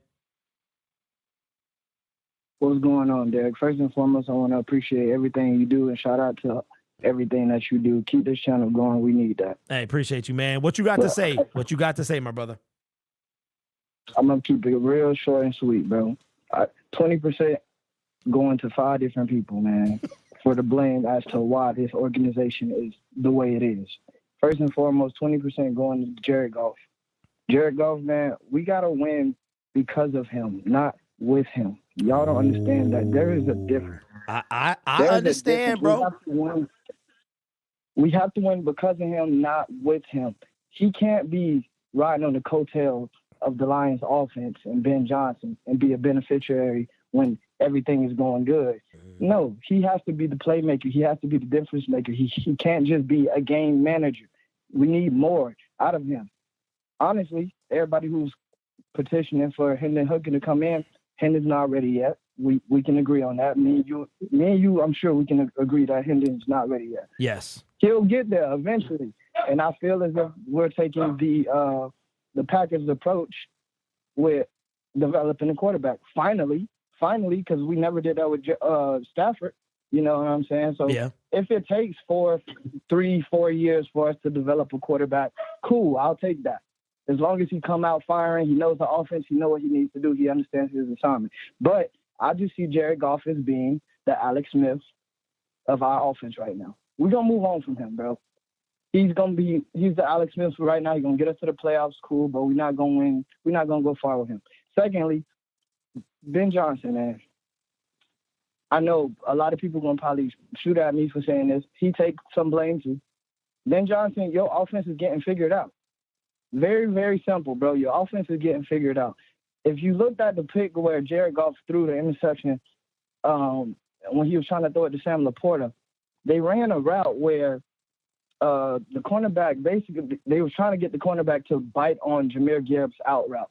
And he faked as if he was going to bite on it, and he ran back and picked off the ball because he knew the ball was coming to Sam Laporta. It's simple stuff like that where they know what's coming to them. You know what I'm saying? So these are division opponents. You see them twice a year. They know your offense in and out. They're going to look for the subtlest little things, man. So, Ben Johnson, you got to get more creative. And you can't just pick 2 and 3 players to get the ball to every play. You can't just keep throwing it to St. Brown. You can't just keep throwing it to Laporta and just run with Monty and Jahmyr Gibbs every play. Like, you got to learn how to get J-Mo more involved. You got to learn how to get Reynolds more involved. Donovan Peoples-Jones, utilize his skill set. Like, these are the things that you got to focus on as an OC. Yes, he's going to be a good head coach elsewhere, but, dude, if your offense gets there, it's just like when Jim Barracuda was here, dude. Like, how his offense was fire hot when he came out, and then eventually it fell off. Simply because it got figured out. It's the same kind of thing, bro. Same kind of thing. Wait. So Hold on. Okay, so wait, you did Goff and Ben Johnson, right? Right. Okay, go ahead. Because you still got 60 more. You still got right 60. there. Yeah, go ahead. AG, bro, you're terrible at coaching, dude. But I kind of give you a benefit of the doubt because you don't have. I honestly feel like he doesn't have the pieces he needs. Okay, wait. Let me stop you right there. So So that means that 20% got to be on Brad Holmes, right? You got to be putting 20 on Brad. You know it's coming. Okay, all right, You go know ahead, it's bro. coming. Go ahead. You know it's coming. Go ahead. AG, bro, listen, you not like everybody else been saying. Why is Jerry Jacobs on the number 1 receiver when Cam Sutton should be there? Why isn't Isaiah? I understand they got problems with Isaiah Bucks right now, whatever's going on, but he needs to be on the D-line, bro. You getting paid. Yeah. Go play, bro. You know what I mean? But at the same time, AG, you working with what they drafted you. I know you only got so much say when it comes to the draft room as to what you need. And Brad over here drafting projects when we don't need projects. We need win now. But I'm going to get to him, and I'm going to rip a hole in him, bro. Okay, I'm ready. Bro. I'm ready, Anyway, bro. I'm ready. So, AG, dude, look, better coaching. You have to learn how to discipline this team. We gave up 100 yards in penalties. 100 yards in penalties, dude. Like, come on, dude. Learn how to discipline your team, not get frustrated when we get down, not get frustrated when we give up a big play. Learn how to be a disciplined teams win football games, dude. All right, next 20% going to Dan Campbell. Dan Campbell, bro, you getting 20%. Everybody getting it. Simply because it's the whole organization. But Dan Campbell, you getting 20% because you don't fire your buddies, bro. You find a scapegoat, you go fire them, and then you kiki with your friends in the back. Like, no, bro, you got to do as a head coach, it's a business. You got to do what's best for the business, bro. You can't just run the organization with all your friends. Sometimes you got to cut your friends off. It's just that simple. In order for you to progress, you got to cut your friends off. Sometimes that's what you got to do. And he has a problem with not having a team being even kill. You know what I'm saying? This is where Jim Caldwell was good at doing that. Even though he couldn't get us over the hump, he was good at telling the team, hey, we got a big win, but we can't get too high. We can't get too low. Like, we got to stay right there in the middle. We can't overlook our opponent. Every time we win against somebody, it's like, oh, he never tell the team, oh, calm down. We need to focus on this opponent. Nah, he just letting them ride the hype of everybody in the media, dude. Like, no, learn how to get your team prepared for the next opponent and obliterate them. You have to be consistently obliterating the bad teams. The Bears should have never won this game. We should have never been close with them the first game. Never. But they figured us out because they are division opponents. We need to learn how to dominate our division. And lastly, Brad, bro, I love you. You're a Tampa native. I'm from Tampa. I love him. But, dude, you got to draft better, dude. You got to draft better. You got to make big trades at the trade deadline. They wanted a third-round pick for Chase Young. Give it to him, bro. Give it to him. Because we need help on our D-line. The rich is over there getting richer. The better teams are getting better. We are staying stagnant. It's just that simple. We cannot stay stagnant if we want to go compete for, because next year is not guaranteed. Jared Goff can get an injury in practice. Hold on, wait. Hold on, bro. Hold on, Fresh. Say it again for the people in the back. Next year is not guaranteed at all. Simple and plain. Y'all see what happened to Joe Burrow? Watch what they was a short shot to come into the playoffs early in the season. Now they season over, pretty much. Because Jake Browning, I don't know if he's gonna even win their division for them. But something like that can happen. What if St. Brown is out for the rest of the season? What are we gonna do? You know what I'm saying? Like, we have to draft better. We have to. The rich is getting richer. We have to get richer. We have to get more depth. We have to have the next man up be just as good as the dude who started and not be a fall off. We have to have that consistency.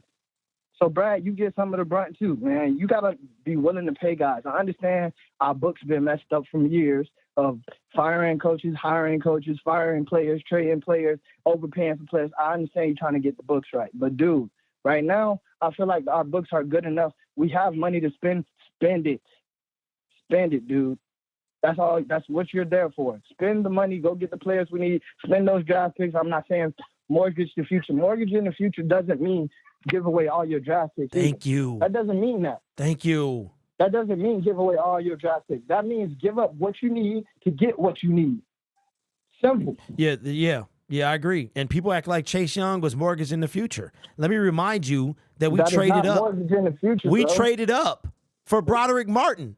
Come on, man. Come on, bro.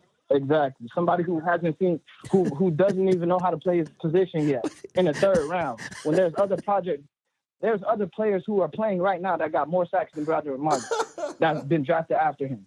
Hey, it's just that simple, bro. That played more. Dude had 11 snaps coming into the game. Exactly. And his day, he was a non-factor. Go ahead, bro. Go ahead. Not a fact. This is the last thing I'm going to say. Fans, we cannot be fickle, bro.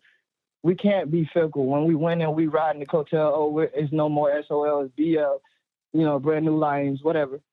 We can't be fickle. We roll with the punches. This is the team we choose to root for, dude. Just hold them accountable when they lose. Don't say the same old Lions, because this is a little different. Yeah. This ain't 0-16 Lions. You know what I mean? Yeah. This is still bad. We're still working out the kinks, but we never won before, so we're still learning how to win. Mm-hmm. So don't just tear down the whole organization just because. But hold people accountable, for sure. And that's all I got to say, man. Hey, appreciate you, Fresh. You've been with your boy for a minute, man. Thank you for being on the line. We got you locked in, and you'll be priority next time, man. I appreciate you, bro. No problem. Salute. Yep. Hey, Fresh been with me a long time, man. He been with me for a long time. I'm talking about multiple channels, multiple groups. That dude been there for a minute. All right, 7 more people. I think I'm 1, 2, 3, 4, 5, 6. Okay, we got 6 more people. All right, 2744. I'm coming to you right now. Let me go back to this here. All right.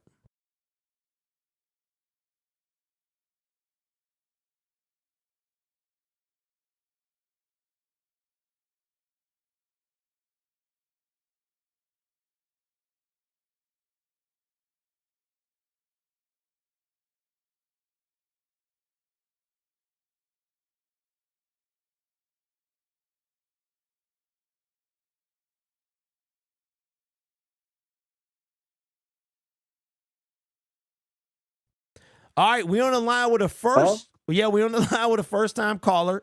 What's up, Jays? What's going on, bro? Yep. So I'm doing really good.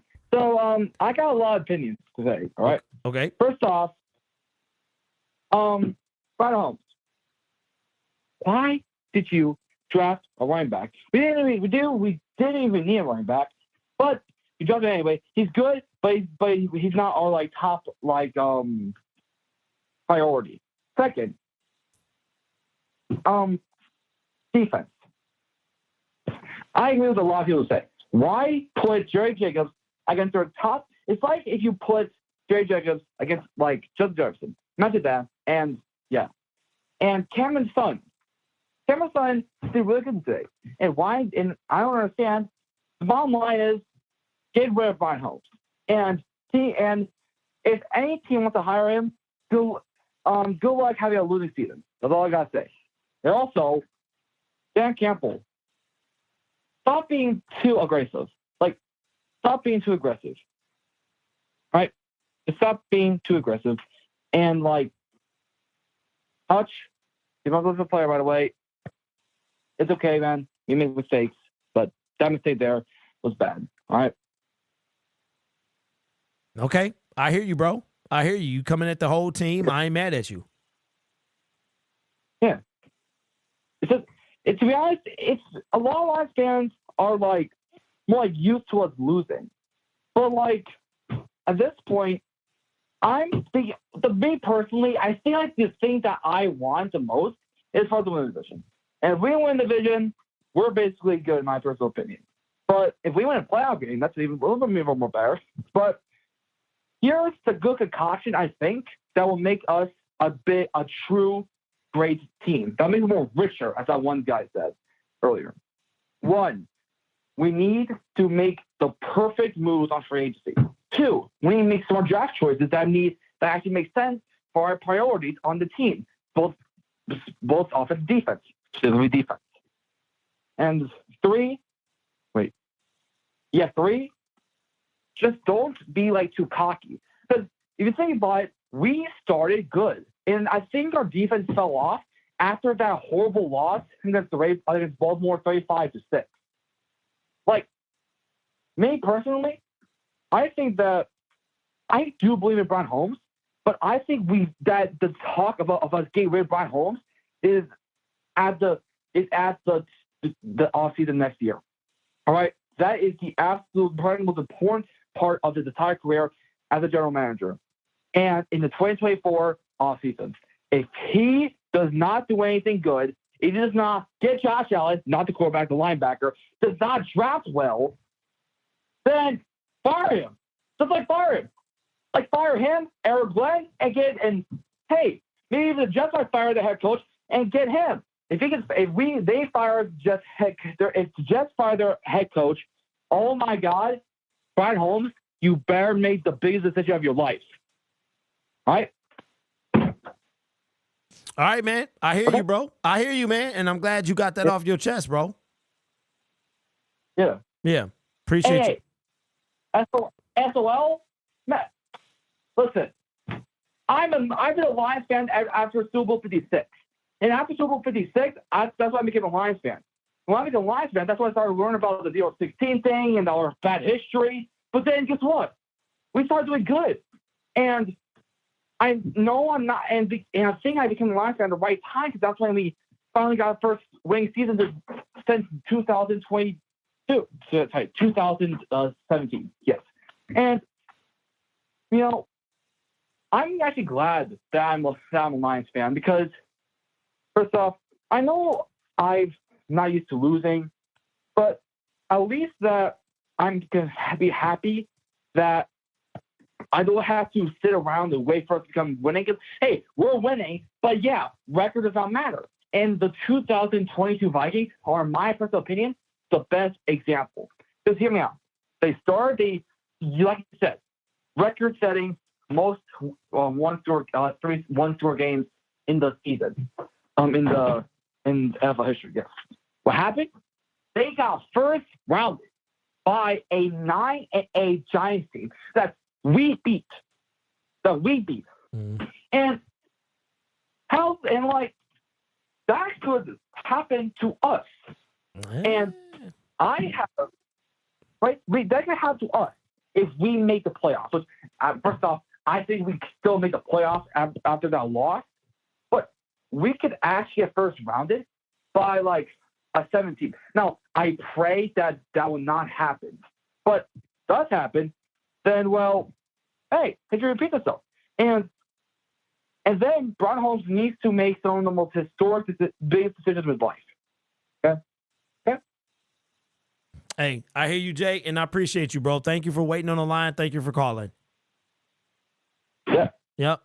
Hey, listen, I'm like this, man. First of all, I don't care when you became a Lions fan. None of that stuff matters to me. I could hear the passion in his voice, so that's all that matters to me. All right, we coming back up to the top. No, we at the bottom now. 9372. You're gonna hear the nice lady say unmute it, and then you'll know I'm talking to you. Or don't be like, hello, hello, hello. I'm letting you know right now. You're gonna hear unmute it. That means I'm talking to you. Here we go.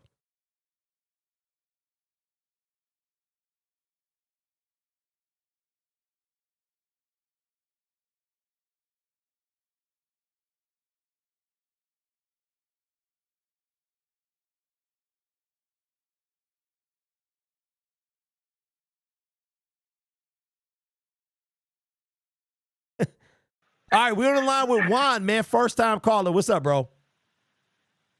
How you doing, Derek? I've been better, man. How are you?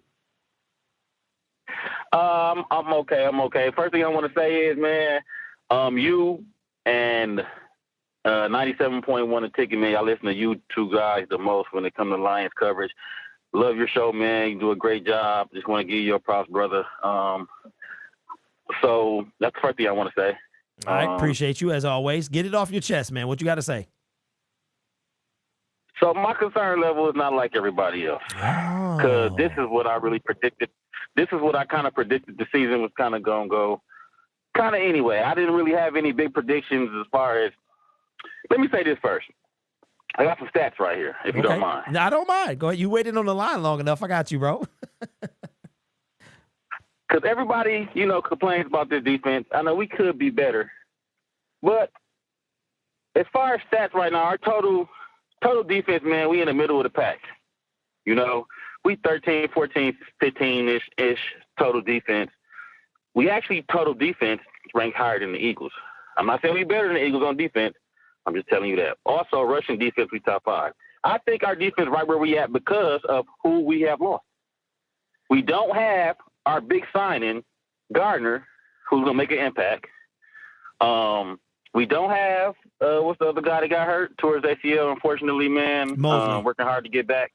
Mosley's not there. And I think that really hinders our defense.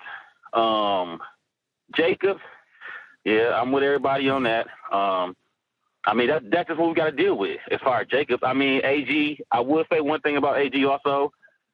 Personnel, putting somebody on somebody, he is terrible with that. You should put one of your best corners, because when you watch Jerry Jacobs, man, he just look like he don't know what he's doing now. It look like they call a play for him to play man, and he playing cover 3 or something, So, but what I'm saying is basically, I think I didn't predict for us to really be more than the 9-10. I did before the injuries, but when the injuries started happening, the offensive line kind of getting shaken up, everything kind of getting shaken up, I kind of figured, I think this is going to probably be like a 10-11 win team. Granted, now I think if we would have had more of our pieces on defense, we would have had a better defense. That might lead to an extra 2-3 more wins where you could be 13-14. You get what I'm saying? Yeah. But me, as far as concerned, Jared Goff is Jared Goff. That's just who he is. One thing, Ben Johnson, I still love Ben Johnson. People dogging him right now. It's sports, man. I'm starting actually trying to start a sports podcast too, so I kind of study sports. When it comes to teams, this happens every time, no matter what sport it is. When your team lose, you dog them the next day. If they win, you praise them. That's just how sports go. Mm-hmm. But as far as Ben Johnson, I would say one thing I do about him, I kind of got my issue with, is we need to run the ball more. I kind of think some games, man, he try to turn Jared Goff into this Patrick Mahomes, Josh Allen, this play action and this and that. Oh man, our strength is running the ball. Like today, Jared Goff threw the ball 35 times, and Gibbs and Montgomery ran at 11 attempts apiece. They both had 60-some yards. That's 5 yards to carry.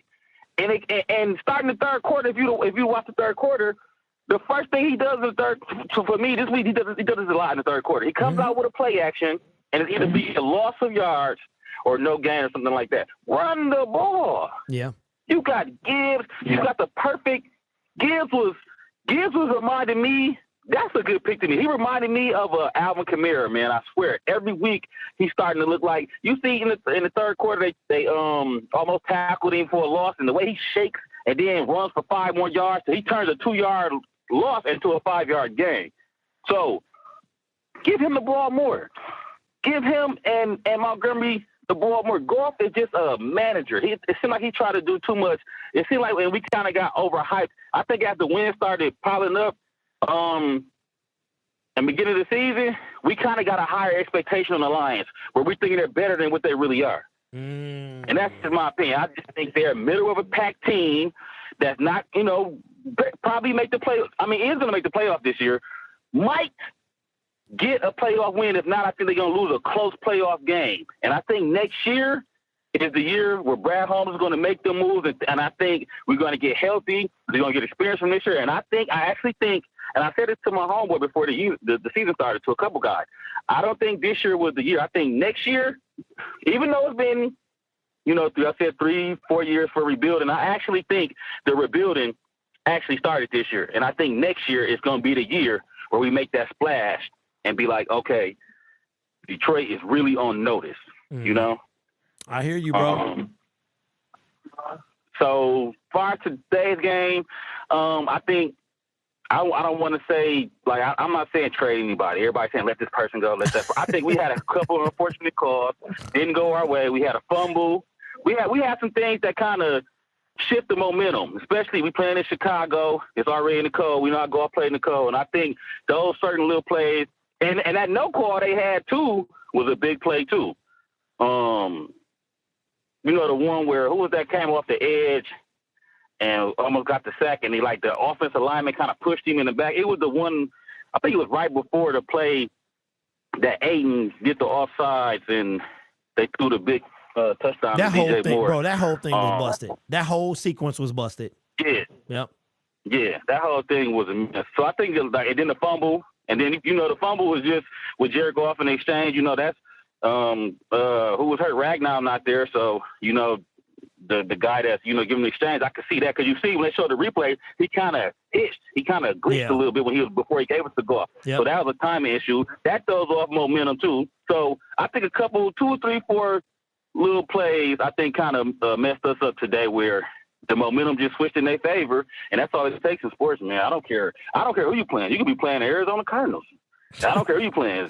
Little things like that can affect the game. So, like I'm saying, my concern level is not too much. Just what I expected from the Lions after the injuries.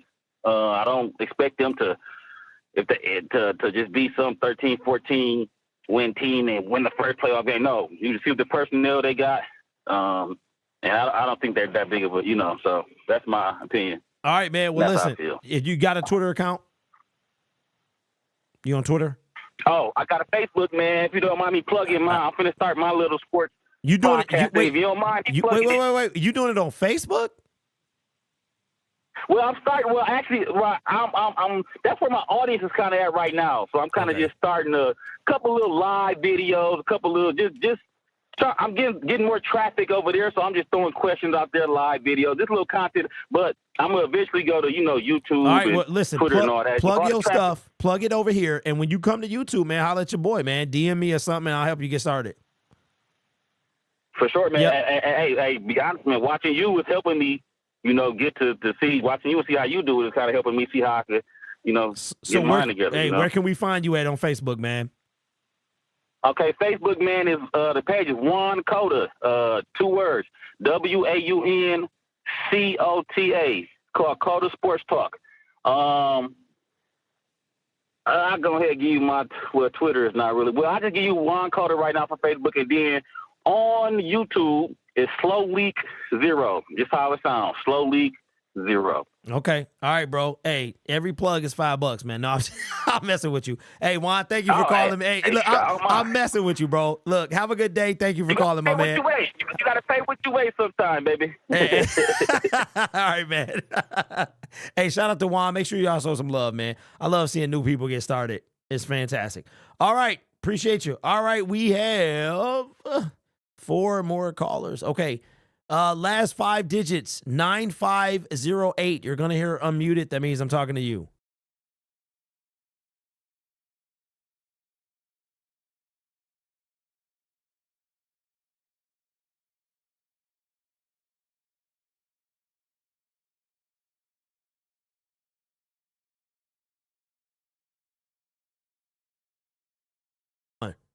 All right, we're on the line with first-time caller Ali, man. What's up, bro?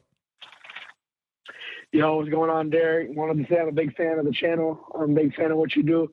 I feel like my opinions on the Lions are very similar to yours, where like, I'm not like, I don't want to sugarcoat it. I just want to like say it like it is. And like, I feel like I get hated on a lot for some of the stuff that I say, but I feel like I speak the truth. I hear that voice. I hear that voice, bro. That voice is gone. That voice is gone, bro. Yeah, bro.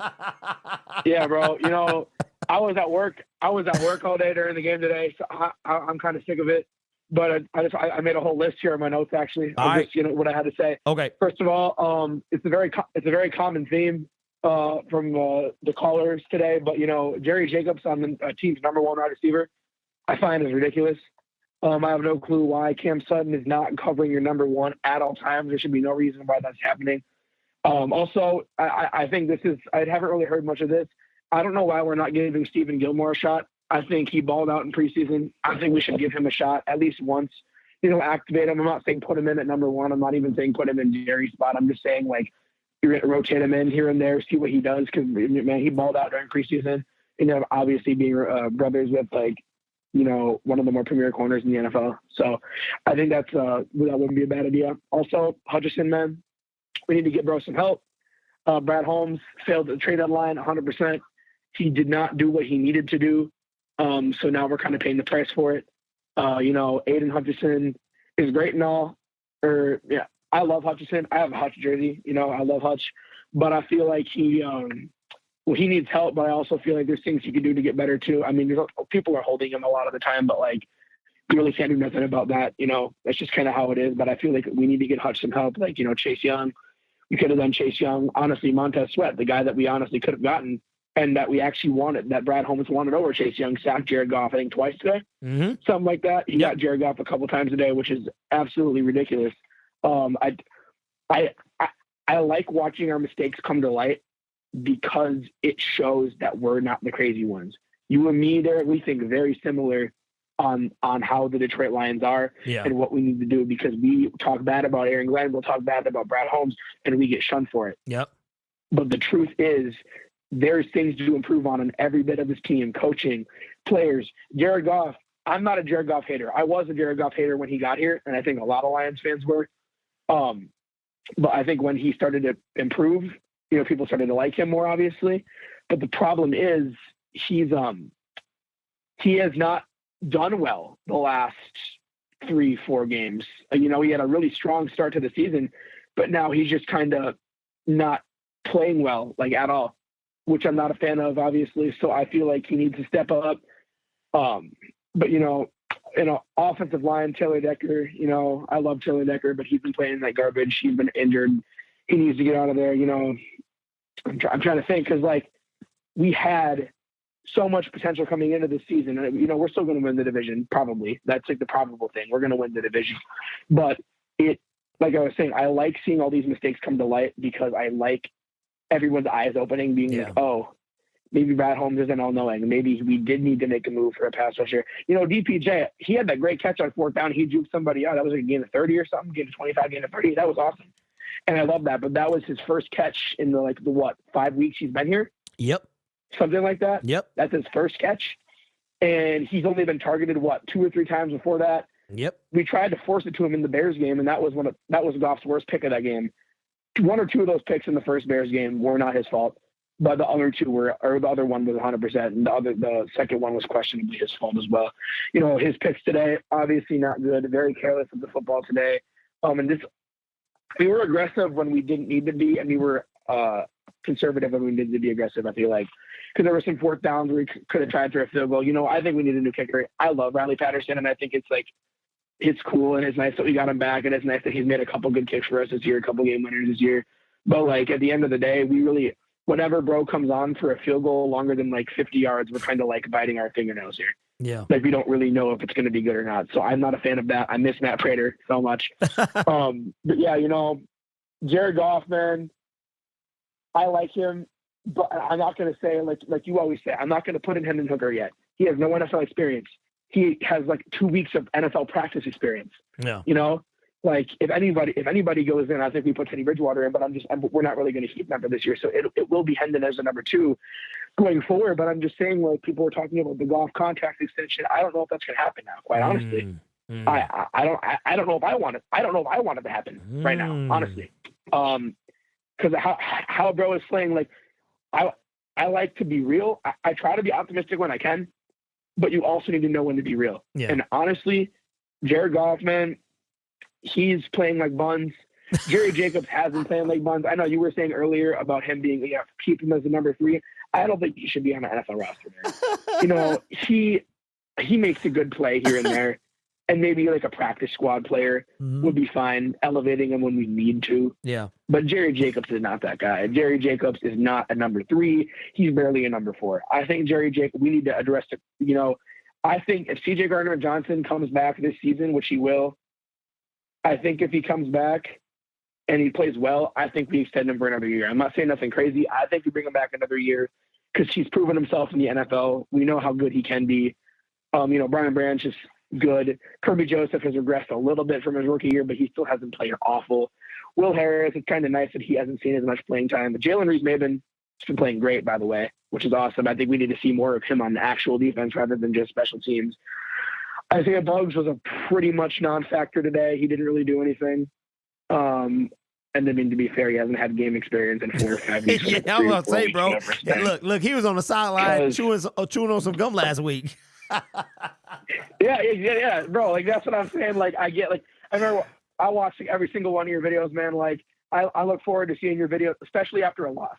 The first thing I do is look up Lions Syndicate, bro. Listen, man, I'm tired, Ali, I'm tired, bro. I'm tired. Like, that's why you getting just regular, plain me. I'm sick of this. I'm tired of arguing. I'm tired of you are spitting nothing but facts, bro. Bro, I love it when you yell, bro. I love it when you go crazy and everyone starts to get mad and they're all like, bro, it's not that bad. We're still 9-4. And like you always say, bro, winning doesn't fix anything. It just covers up the problem. It just covers up the. Hey, it just covers it. I like this guy. This guy listens to my videos, man. I like you, bro. Hey, all I'm gonna say, bro, is like I go on Instagram comment sections. I get crapped on. Yeah. I get told that I'm wrong. I get told I don't know ball. I get told all this. I'm only 17 years old, but I've been a Lions. I live in Minnesota. I'm not from Detroit. I don't live in Detroit. However, I've been a Lions fan since I was probably like 4 or 5 years old, dude. Like, I remember watching the Lions Vikings on TV, and I'm like, you know, what's the blue team the Vikings are playing? They're like, oh, that's the Lions.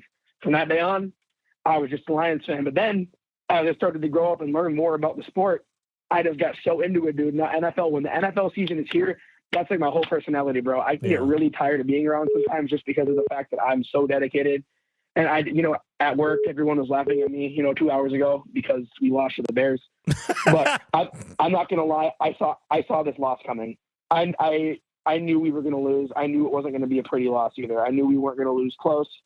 As soon as the game started and everything started going downhill, and even then, even being up by 3 at halftime, I said that's not gonna last. Yeah. We're gonna get the ball back in the third quarter. We're not going to do anything. The Bears are going to go down and score. We're going to have a turnover. They're going to score again. And then there's going to be 3 minutes left. And then we're going to have to try to make a comeback like we did last week, or it's nothing, bro. I don't know. Jared Goff, under pressure, his cheeks. I think we need to evaluate his play. We need to utilize Montgomery more or Gibbs more. I feel like we need to stop running it on these long downs so much. I feel like we need to be more confident in our pass game. Amon-Ra St. Brown, it's a bad game, but we all know who Amon-Ra is. I'm not going to say he doesn't need to prove anything anymore, but like, yeah, he had some drops today, but we all know that's not like him. And that's that's his worst performance I've seen in recent memory. And that's not going to happen again. JMO, we need to involve JMO more. I know we tried that end around, but I want to see him used more as an actual receiver, not just a gadget player, because he has the ability to be an actual receiver. And I know you like to give players flowers when the flowers are due.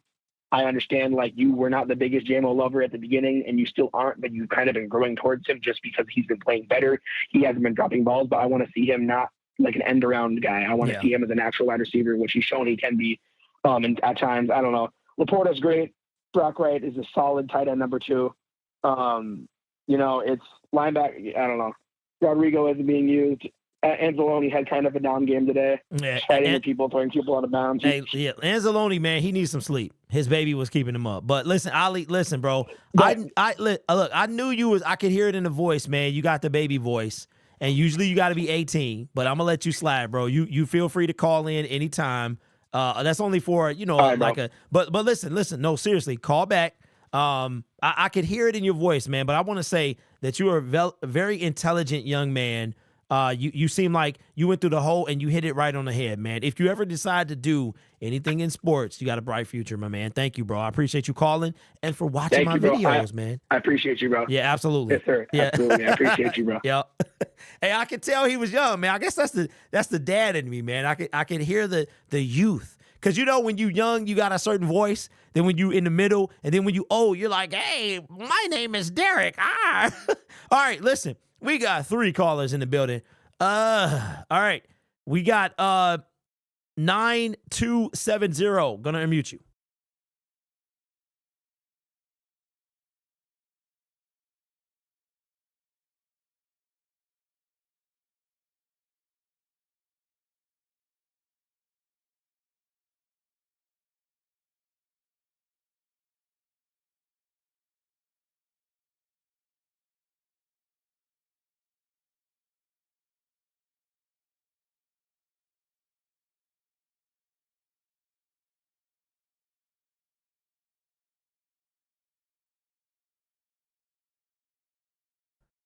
All right, yo, we on the line with a first-time caller. What's up, Big T? What's going on, man? What's up, man? Hey, I'm out here in L.A., like I said, man. Grew up in Detroit, Southfield area, man. I'm from back in the day, and I'm almost want to call SOL right now. I grew up on the Lions. I'm talking Johnny Morton, Brett Perryman, Herman Moore, Barry Sanders, Scott Mitchell, back when they were like the greatest show on turf, man. And I'm kind of seeing the same thing, getting your hopes up and having your heart broken, man. And just seeing this is just like, it's like almost the same old thing again, man. I just don't know how to feel right now. Just after this loss, it's just, I'm pissed off and I'm hurt. Yeah. I don't even know what else to say. And that's okay. And that's okay for you. Yeah. And I love your show, man. I started watching you back around 2:20 on Thanksgiving. I tuned into you, man. And when they got blew out in that game, and just your commentary is great. And I appreciate how you kind of do it and add the little comedy in it and the little aggression and anger.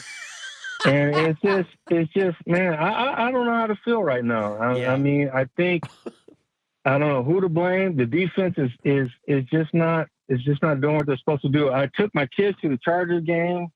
I'm out, like I said, I'm out here in LA, and I was ready to leave in the third quarter because I thought they were going to blow the Chargers out. Mm-hmm. And literally, that was the 41-38 game. Yep.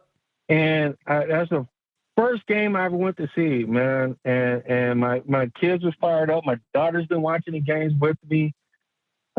Putting on the jersey, the old school Barry Sanders jersey, and just the loss today, the loss on Thanksgiving, it's just like, man, I don't know, bro. Help me feel better because I'm ready to call SOL right. Hey, listen, bro. I really am. I'm not. I think you're entitled to feel the way you feel, and I want you to do that because I think that's what this fan base. They needed a wake-up call. I'm not saying you did, but I think the wake-up call is the Bears handed it to us both games. And we squeaked out the first game. Both games, bro. And we wet the bed this game. It out. Yeah, exactly. So I'm not going to change your mind, man. I think you should. You have every right to feel the way you feel. And if you want to, listen, it ain't my job to change that, bro. It's the Lions' job. So That's where I'm at, man. Exactly. Yeah, absolutely. And I'm looking at the Broncos game. I'm worried about that one. 2 games against. I think they might split. They might split with the Vikings. But Dallas is. I mean, and then what might happen, bro? I'm telling you, they might beat Dallas, and we're gonna get fired up. Oh, here we go. And I'm telling you, I've seen this play so many times before that it's just like. It's like a scoring. I'm out here in LA. I can't stand Matthew Stafford. As many times I root for him, I can't stand the Rams because he's playing with them. Mm-hmm. You know, and when they won that Super Bowl, I didn't even watch that Super Bowl that they won. That's crazy. That's crazy. I don't bro. know, man. It's out of control. But I love Detroit, man. I love what you're doing, man. And I don't know. I got love for that team, and it's just like you can't get over them. Yeah. And I'm be right back watching them and root for them next week and paying for my Sunday ticket, paying my $400 for it, and probably try to call with you again, man. But love what you're doing, bro. I don't know what else to say, man. Like Hey, I'm lost for words right now. I appreciate you, homie. But I've seen this team before, man. Yeah. These aren't the first stars that they've ever had. They've like someone called before and said. They've had a good team before. I'm talking Herman Moore, Brady Perriman, Johnny Morton. I mean, on to Calvin Johnson. But even before that, in the 90s, they had a team that went 12-4 and lost. Look at Bye Bye Barry. Yeah. Oh, I'm not making this up. Look, listen. I'm not making this up. Listen, don't spoil it, bro. I was saying that. I was saying that 2 weeks ago. Is Bye Bye Barry is probably one of the saddest, bro. Like I was at the end of that. And I had like crocodile tears in my eyes, bro. And I said, wow, I didn't really realize how much of a Detroiter Barry Sanders was. Like if there's any Lion that represents this city, it's him. It is him, man. And Barry Sanders, bro. It is, bro. Barry And Sanders. it broke my heart to watch that. It really, truly did, man. Hey, what did Herman Moore say? 1 game away, bro. Bro, wait, hold on. One game away. Hold on. Did you see what I saw? Herman he looked hurt. He looked hurt, bro. Like he was hurt, bro. Yes. He was hurt. He said 1 game away. 1 game away, man. I told everybody that. 1 Like game away, bro. that was his only that was the only time he commented in the whole show. And you could see the pain on his face, bro. So, hey, I got to say this, man. I appreciate you for repping in L.A. I came to L.A. for the Rams Lions in 2021. We was 0-5. And I must admit, bro. They almost won that. They almost won that. Look. I'm there. It was close. I'm there for 5 days. My homie takes me to the mall. We walking around Santa Monica. We at Venice, and I got a Lion shirt on the entire time. And every day I was there, bro, I hear "Go Lions." And I tell this story all the time. Bro. I never heard a Rams house. Not one single time I'm in LA, walking the streets, in the mall, on the beach. I never heard a Rams house or whose house. I heard "Go Lions." Like people would yell across the beach. Bro. Yeah. So I appreciate you, bro, for repping in LA where you guys got 3 teams. And I know it got to be tough. And I appreciate you, man, for repping the Lions all the way on the West Coast, man. Thank you, bro. Wherever, bro. Absolutely. Thank you too, man. I appreciate you, bro. All right, man. God bless, man. Have a good Sunday, man. You too. Thanks, man. Hey, I love to hear stuff like that. People in their family and, the daughter's involved, man. And I love that. All right. We got 2 more callers. Okay. So caller last 4 digits, 6807. You're going to hear unmuted. I'm going to ask you who this is. All right. 6807. 2 more callers. We'll wrap the show up. I appreciate y'all, man. Here we go.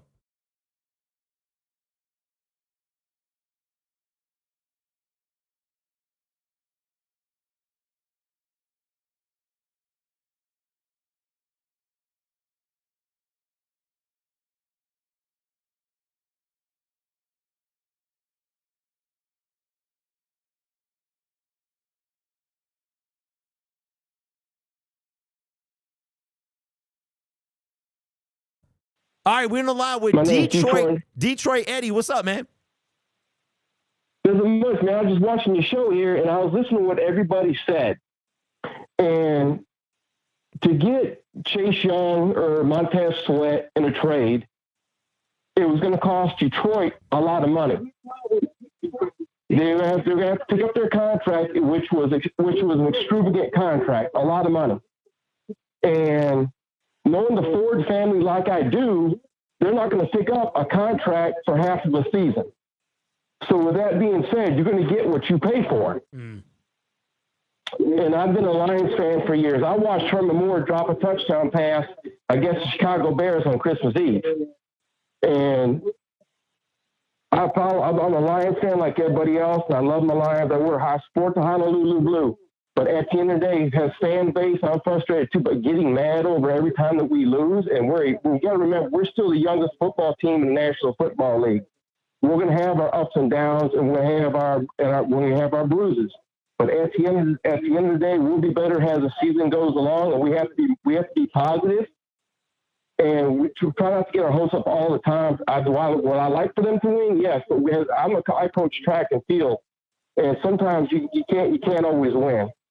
And I'm a Lions fan. I love them, and I understand the fan base, but you get what you pay for, and we're only going to have Montez Sweat and Chase Young for half of the season, basically, because we would have got them at the halfway point at the end of the season. So with that being said, we just been renting them for a half of the season, and the Lions organization was going to pay that kind of money for those guys. Make sense? Yeah, it does. From financial standpoint, the Ford family has always been like that. When we had Eric Kramer, after we went to the 91 NFC Championship game, they had a chance to re-sign him. They didn't want to give him what he wanted. He departed for Chicago. That's a prime example of it. But at the end of the day, we have to just be happy we're 9-4 and we're better than what we were last year. It's not to be a Super Bowl contender. It takes a good 4 to 5 years to become an elite team. We're what one guy said, taking 2 steps forward and 2 steps back. That's part of being a young franchise, part of being a young football team. We're still learning how to win. When I coach Special Olympics, and I've been coaching Special Olympics for 12 years now. I've been in all my life. And I started off with 2 athletes. Now I've got 20. And every sport's different. So I'm just using Special Olympics as an example. I started with 2 athletes. Now I got 20. And I get athletes who never won a thing in their life. And they ask me, how do I win? You win by practicing, paying attention to details, sticking to the basics. And what I saw today in the Lions game, they did not play as a team. They didn't play complementary football. On 4th and 13, you jump off sides and they still score a touchdown. Undisciplined. Okay, you don't need. If they could have ran a soft zone, they could have ran a soft zone and not given up a big play. When I noticed when Detroit blitzes, that's when they get burned. And my perspective is Aaron Glenn's got to go. Either get rid of him, force him to change his defensive play calling at times. Don't blitz all the time. Blitz on 4th and 13 and give up a bye-bye Bluey for a touchdown. I mean, it is what it is. And when you're decimated with injuries on the offensive line didn't play good today either. It's not all on Jared Goff. Football is a team game. Yeah, well, you know, Eddie, here's the thing, man, is it goes to what you said. Lions fans, they want to blame somebody, and Jared Goff is a target. He's the easy target, just like Matthew Stafford was before him. Yep. Well, Eddie, man, go ahead. Everybody is to blame for the Lions losing. It starts with the front office. It starts off with ownership. It starts off with ownership, front office, player personnel development, the coach, the players, and it starts with ownership too. They're to blame for a lot of it. Well, you know, Eddie, I've heard the whole realm of the spectrum today, and I think that everybody has a point. I do, man, and I appreciate you standing on the line, bro. And when you call next time, you're in, so I'll take your call before I take somebody I haven't vetted, man. So appreciate you calling, bro. Yeah, thanks a lot, man. I'll be looking forward to seeing you next week. I'll be looking forward to watching when we play the Broncos next week. Go Lions. Go Honolulu Blue. Absolutely. Hey, look, I was gonna be at that game, but not no more, dog. Because look, I can save my money. I'm saving up for a playoff, and I shout out to my man JBL. I'm gonna be at the last game of the season, and I got to save my money for the playoffs. But listen to this, y'all ready for this? The Minnesota Vikings, Vegas Raiders is 0-0 with 8:25 to go in the fourth quarter, and the Lions are struggle beating them. That's crazy, bruh. That is crazy. All right. Shout out to 7020 for being the absolute longest caller on the line. Man, I appreciate you. I'm going to unmute you so I can get your information. Here you go. You're going to hear unmuted, and then we'll go from there.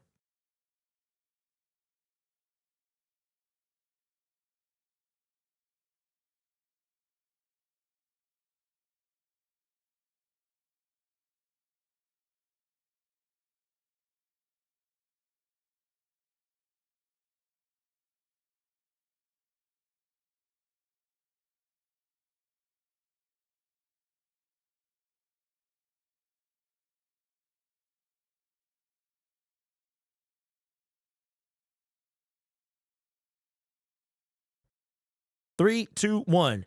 We're on the line with Dakota, man. First time caller, the last caller. First of all, man, thank you for staying on the line, and I appreciate you. Go ahead and say what you got to say. The floor is yours. You know, I've been blessed that I was last caller because I think there's some definite common themes that we're seeing here. And, you know, I think for those that are saying SOL, I think like a doctor, you're misdiagnosing the disease we all have now, which is we're realistic NFL fans of a good franchise. And we have expectations of what a championship team should be at this point. Because I mean, realistically, Brad Holmes is the best general manager we've ever had, without a doubt. As of right now, he is the best general manager we have ever had. Besides Wayne Fonts, Dan Campbell's been a pretty damn good coach. But this is all on Brad Holmes, without a doubt. Like, Brad Holmes has not made the necessary moves in order for this franchise to be where it should be. And I look at it and I see a gem like Howie Roseman with the Eagles. He's making moves because he feels his team's window is now. When we were at the trade deadline, we were in second or first place. My question, well, obviously what Brad told us in the trade deadline, he doesn't view our window as now. Yep. Which is scary to me because you never know when that window is going to close. Goff could tear his Achilles next year. We could have a slew of injuries that will destroy the season. The fact that he didn't, and I'm not for the extreme either. I'm not saying F those picks like the Rams did either. Right. But you certainly could have dealt a third-round pick for Chase Young. Or you saw the man you could have gotten line up against us today in Montez Sweat. The Commanders were willing to get rid of a slew of players. And the fact that Brad Holmes did not go out and get somebody is mildly concerning to me. And one thing, it cracks me up is we all saw, Brad Holmes rocking the villain hoodie. Well, it seems like the only person he's been a villain to right now is Lions fans. Ooh, wait, bro. That's a bar right there. Say that again. Say that again, bro. I said, the fact that my man was wearing a villain hoodie, thinking that he's the smartest man in the room, the only one he's been a villain to right now is Lions. Hey, that is a bar. That's a bar, bro. That's one of them super hot fire. Oh, because that is what Lions fans. That's a video title for you. Hey, there you go. That's a video title there you for go. you. Hey, you already know. You already know, man. Go ahead, bro. Speak your truth. But it kills me because my man plays as if he's the smartest man in the room, and he has made smart moves. I think he has drafted well in some areas. Do I think last year's draft you could have done Jalen Carter and still got Jahmyr Gibbs? I absolutely think you can do. And I think at the time when he thinks he's making all these smart moves, oftentimes he becomes complacent and making the most logical move in front of him. So when I'm seeing things like at the trade deadline, when it only costs you a third-round pick, that's concerning to me. Last thing, I want to wrap up with you. Hey, I have completely agree with you guys in the aspect that Aaron Glenn should be fired. I do think it's a huge talent. I think this team lacks that talent, but I'm not happy with Aaron Glenn's play calling. That's for sure. If Robert Saleh becomes available at the end of next year of being a Dearborn man, pay that man. Yep. But I tell you one thing, in terms of what Sheila Hemp Ford is, Sheila Hemp, I definitely can tell she wants to change the narrative with his organization. she better be paying our man Ben Johnson Eric Bieniemy money at the end of the season. I still want to keep Ben Johnson here. We did it last year. Yeah. We threw him a little under the table change, so we could do that again. Again, baby, we got to do it again. And finally, for all the Goff haters out there, I think Goff, for me, I know he's not the future QB, but I want Goff to be good because, hell, if we don't extend his contract this season, we trade his ass next year for a 3rd or 4th round pick or a 2nd round pick. And then you see those elite championship teams, you build around that rookie contract. If Hendon Hooker has that reliable arm he had at Tennessee, you then free up cap salary in which you can definitely keep that O-line around him. Invest in those weapons that we have here that are going to be costly enough. But hell, maybe go out in free agency and grab some bigger stuff down the road. So I still, as a Lions fan, root for Jared Goff. When he throws the ball sometimes, do I see flashbacks of Denver Broncos Tebow because the ball ain't straight in a perfect spiral? Absolutely I do. But we all have to get behind Goff right now because sure as shit, nothing gonna change. Nothing gonna change. So we might as well root for Goff because it only helps his trade value. Because if we want to deal him either this offseason to a franchise like I think the Patriots, notorious for making bad moves, and Belichick, if he's still with them, may want a veteran QB. I hope to God Goff falls out because I wouldn't mind his trade value going up. But Derek, you are the man. I appreciate you. Hey, appreciate you, my man. Thank you for being on the line, and you'll be prioritized next time, brother.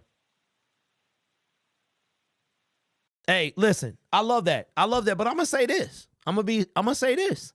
Y'all want to keep it a buck? All right, so let's keep it a buck. Guess what happens when Goff get traded? I promise you he balls out. I promise you, bro. Jared Goff will go to 10. There's a third of the league he'll go through to right now. And listen, if you want to trade him, I don't care. I don't care anymore. I respect everybody's opinion. Nobody was wrong. That's not what I'm saying. But what I'm saying is, here's what I'm saying, is didn't we do this with Stafford? And look at what we got for a 33-year-old quarterback. We got 2 first-round picks. Two. Watch Goff go somewhere and ball out. Go to Washington. They in the rebuild right now. They about to rebuild their whole organization. Watch him go there and ball out. Be carving people up. This ain't directed at none of y'all that call. I respect y'all. I ain't talking to you. I'm talking about that watch Goff go anywhere else and ball out. I promise you. They'll take Goff right now in Pittsburgh. Send Goff to Pittsburgh and watch him ball out. We all got the same thing, and I want to tell y'all something. I will never, ever lie to you. I'm not going to fluff you for ads. I'm not going to fluff you for video views. I never have, and I never will. You can catch that on somebody else's channel. What I'm going to tell you is the real. And the real is you have a good Detroit Lions team. We are waiting to be great. AG needs to be fired. Somebody said, Joseph Murdoch said 2 hours ago, somebody said that when we fire somebody, we play well. Somebody got to bite the bullet today. And Aaron Glenn going to get up there with his big rock head, and he going to say the same thing he said last week. With his little square head, that we okay. And everybody want to talk about scheme. Somebody got to bite the bullet and take Brad Holmes fired Aubrey Pleasant because something needed to change. Could you imagine if you go to your job right now, we going to wrap the show up. You go to your job and they tell you, hey man, Derek, listen, numbers is down. Something is wrong. Okay. Something got to change. You fired. Wait, hold on. Wait a minute. I just got employee of the month last month. I'm employee of the month 6 months in a row. But something got to change so I get fired? What are we doing? Right? So that's what I'm saying, bro. Dan Campbell, I'm telling you, this offseason, the Lions going to be tested. The Lions going to be tested. It's time. So you know what? I'm making another video. Aaron Glenn, man, we talking about it. But listen, y'all are phenomenal. Thank you to everybody. We had the best show I think I've ever had. Not numbers-wise, but just the passion I hear from y'all. We've been on for 2.5 hours. And I'm going to take as long as I have to make sure everybody's voice is heard. I appreciate y'all. It means a lot. When I started this channel, it was to give you a voice, and everybody got a voice today. Don't be afraid to call in and let your voice be heard. The Lions are 9-4. They dropped the ball. They had an opportunity to not only put pressure on the first seed, okay, but to be, listen, we could have clinched the division at home. The Minnesota Vikings, hold on. Now, permission to raise my voice. Permission to raise my voice. I'm going to tell you right now. Okay? I'm going to tell you right now. Josh Dobbs got replaced. He got replaced. You want to know what the score is to that game? I'm going to show you the score. Let me show you what the score is. Y'all want to know what the score is? Okay? Listen, ladies and gentlemen, there's not a typo. This is not a typo on your screen. This is the actual score to this game. 0-0. With 3 minutes and 57 seconds left in the game. And guess what? Guess what? Lions can't smash the Minnesota Vikings. We got a problem. We got a problem. It is 0-0. I'm going to let y'all sit on that for 10 seconds. Look at that. We play the Vikings in 2 weeks. 0-0. And our team dropped the ball. So, appreciate everybody calling in. I'm about to make some videos. Man, Lions can't win the division until week 16 now. And they're going to go into Minnesota and have a chance to be the team that just did 0-0. And watch they win. Watch. Even the Jets wind up scoring more than 3 points. Enjoy your Sunday. We need a Packers loss and a Dallas win tonight. All right. Have a great week. Thank you for supporting the channel. And I ain't going nowhere. I get tired, y'all, because it's like a mental battle. It's like, I don't know, man. What's a good analogy? It's like Superman, man, trying to hold something up. And I'm just trying to tell y'all the real, and that this team is good, but they're not great. I see the flaws on this team, but people see record. Winning cures. Winning covers everything. It doesn't cure anything. And when you lose, just think about this. The last 4 games, just like Aaron Glenn needs to be fired. There's no more ifs, ands, or buts. Aaron Glenn needs to be fired. Another 28 points today. That is 157 points.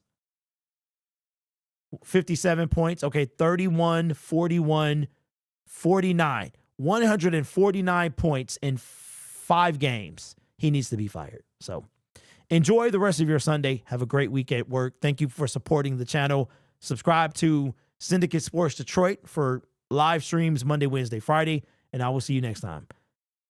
Man, hey, I got one more thing. One more thing. You know I gotta leave. What did I tell you? Didn't I tell you? 'Cause I told you. And when did I tell you? A long time ago. And what did I say will happen when I told you? Exactly what just happened. All right, y'all. Good night. Sometimes you got